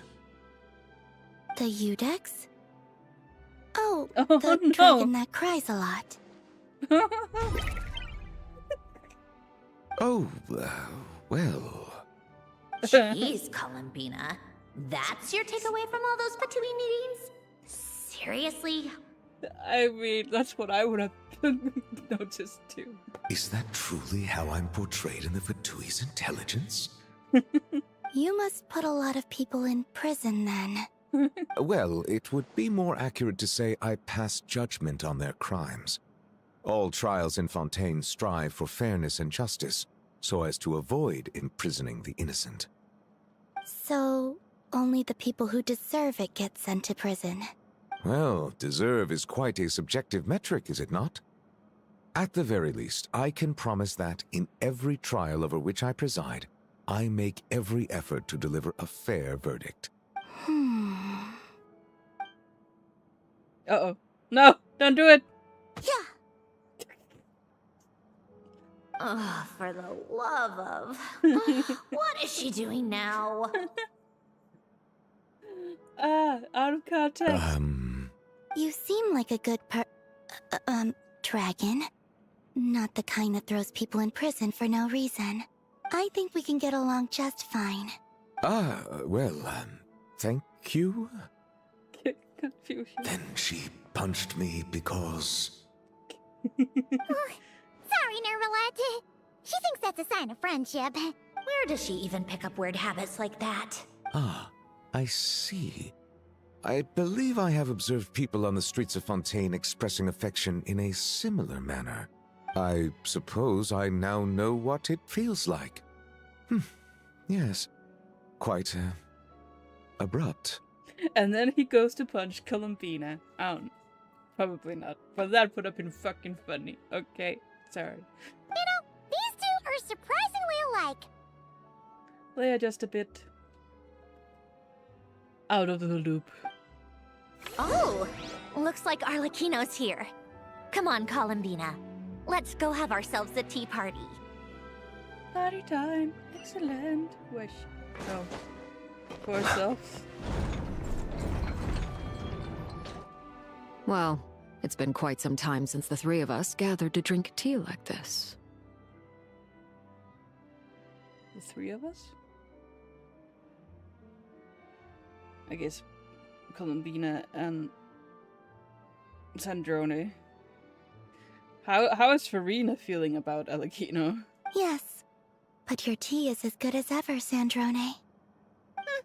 Of course it is. The pastries you brought aren't half bad either, Arlecchino. I'm glad to hear it. Are they to your liking, Miss Farina? If I remember correctly, this particular cake is your favorite. Yes, thank you. The tea and pastries are absolutely delicious. I can't believe I'm casually sipping tea with 3 harbingers. Or are some of them former harbingers? Only one. Who knows? Due to diplomatic reasons at the time, our last tea party was rather tense. Wasn't it, Miss Farina? You have my apologies. But this is simply a casual gathering of close friends. So I do hope you can relax and enjoy yourself. Why is she Of in course. here? I appreciate the hospitality. In both cases. Next time, let me be the one to treat all of you. I'm sure we'd all be delighted to have you join us more often. The same goes for you two. Of course we should do this again! We've all been through thick and thin together by this point. This is nice, Sandrone. It reminds me of the happy times back in Snezhnaya, when things were so lively. Yeah. To be honest, I never thought these gatherings would feel this lively ever again. Well, I think I speak for all of us when I say we're truly glad you're back, Sandrone. Me too. I've realized that holding on to what matters doesn't just mean protecting what you already have. By reaching out and striving for something new, you can gain much more than you think. No, that certainly doesn't sound like something the old you would say. Well, I'm only going to say it once, so don't get used to it. Who knows? Perhaps your tea parties will only get livelier from here on out. Once you return to the Fatui, we'll have more opportunities to keep in touch in any case. I want to spend more time together too. But I don't want to go back to the Fatui. Well, Notcry isn't too far from Snezhnograd. It shouldn't be hard to find a place where we can all get together. Oh, and then I can sing for you. Or put on some of your favorite music. Just like the old days. Speaking of music, I spotted a mechanical piano below deck. Is it yours, Miss Guillotin? Yes. Reclaimed, I suppose you could say. Why don't you play something for us? Huh? In front of all these people? Yes, why not? You play so well. As you said, music is just like math. And you're good at math. Yeah, come on! Just a little, please? For the love of... Fine! One piece, and that's it. But then we have to go downstairs. It's a nice flag.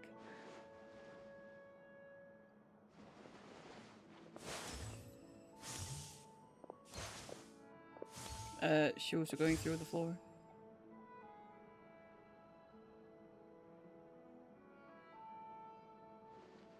Damn. Yes, let us just pan up. Oh no, you're actually animating it.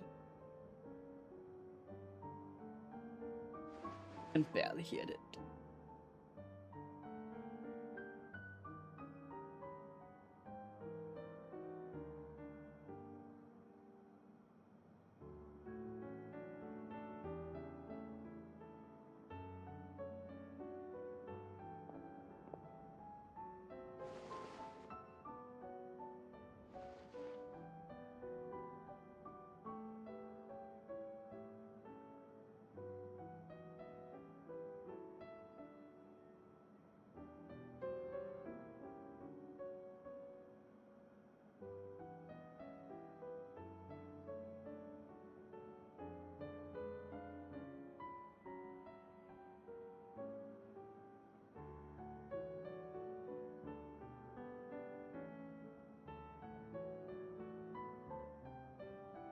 How did she get all these things moved?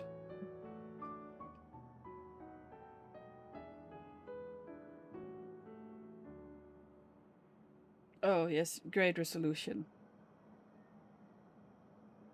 That might just be on PlayStation, but you know.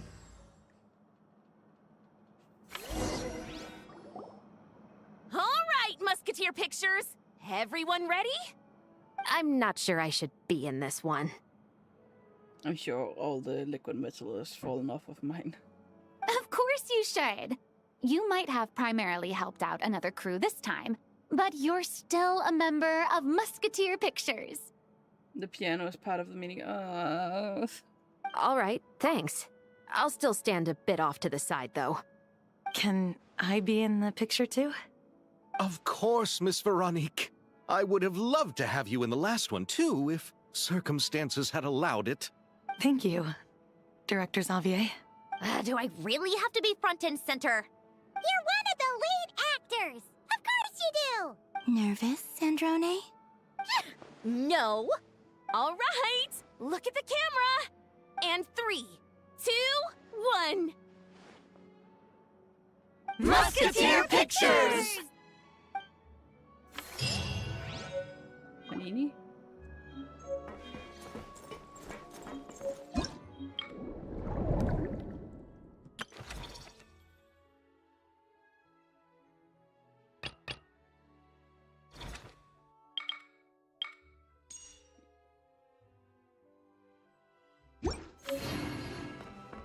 Is that all the story?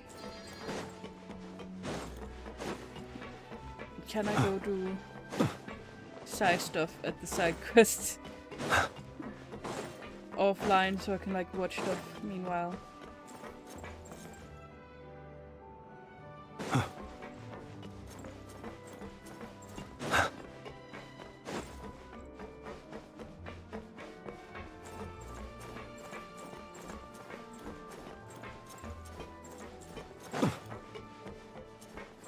They have a pool with fish in it.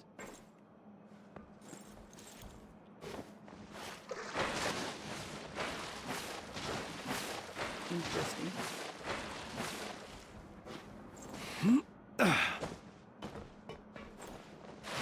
I ever seen that one before on the other angle fish, whatever. It's a minigame too. Yes, it is. But we're done with all the story, right?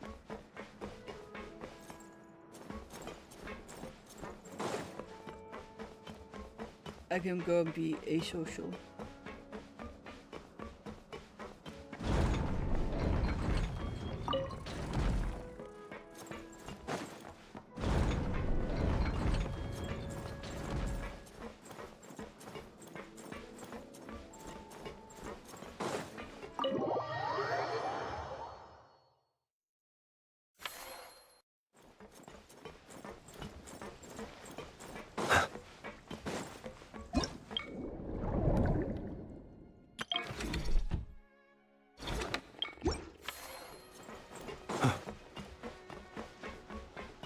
I'm just glad we don't have a whole extra world this year.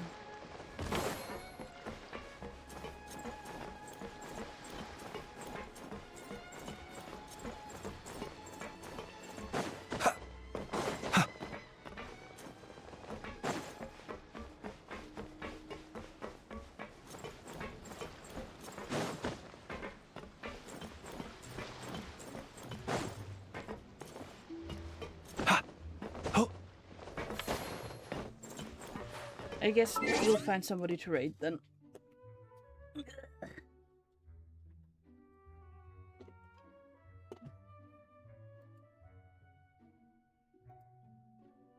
Let's see who is alive.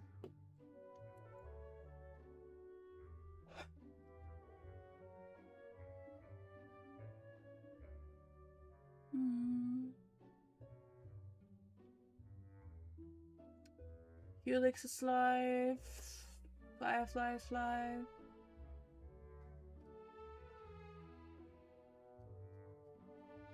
Well, let's raid Firefly. I think we raided Helix last time, maybe.